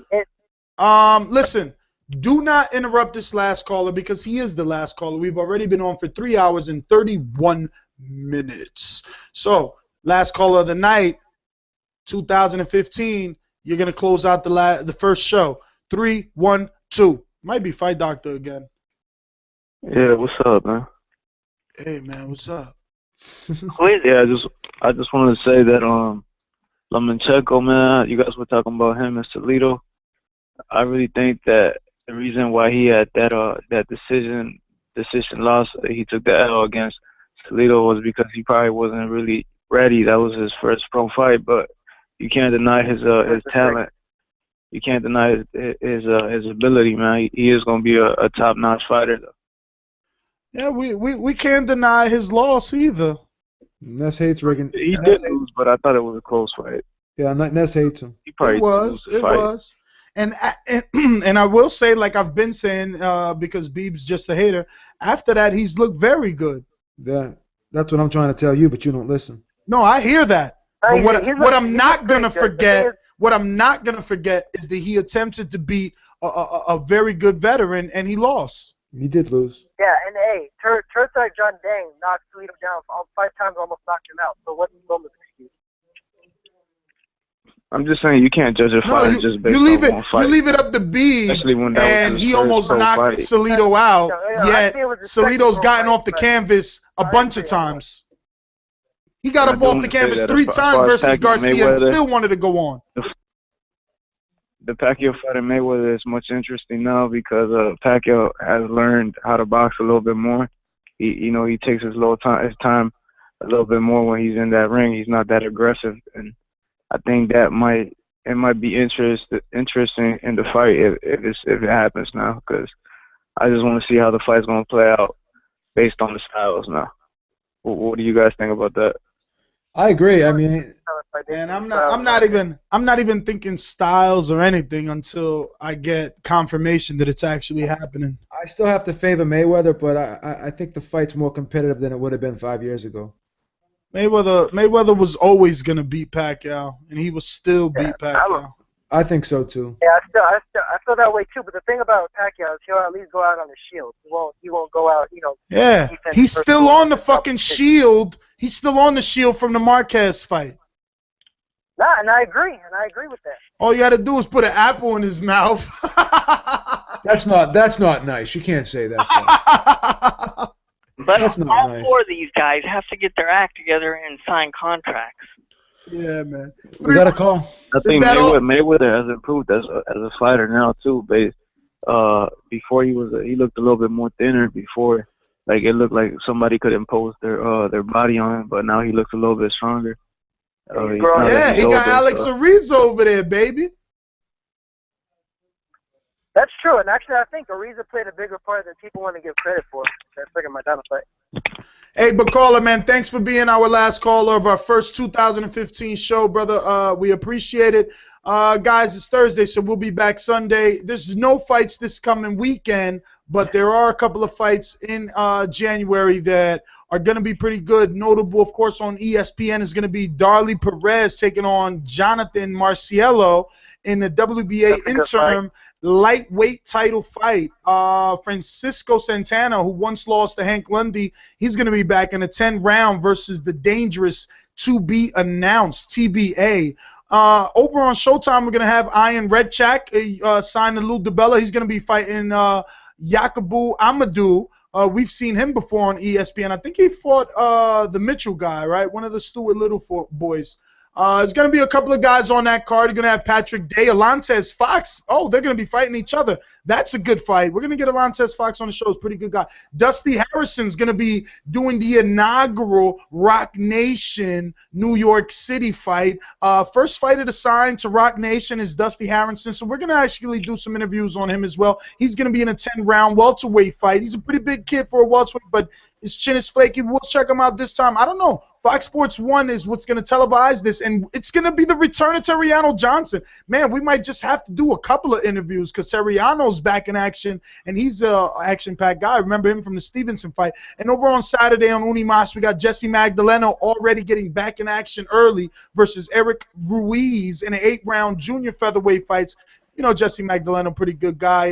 Been fighting, I guess, mediocre opposition, but looking good doing it. On BN Sports, the network of the year in 2014, in my opinion, is going to be having Javier Mendoza versus Mauricio Fuentes in a 10-round Nelta fight. Flyweight fight. Well, that is your upcoming schedule for January. We'll be back hopefully Sunday. I'm not sure. Maybe between here and there, Mayweather farts or Pacquiao picks his nose and we got something to talk about. See you guys Sunday.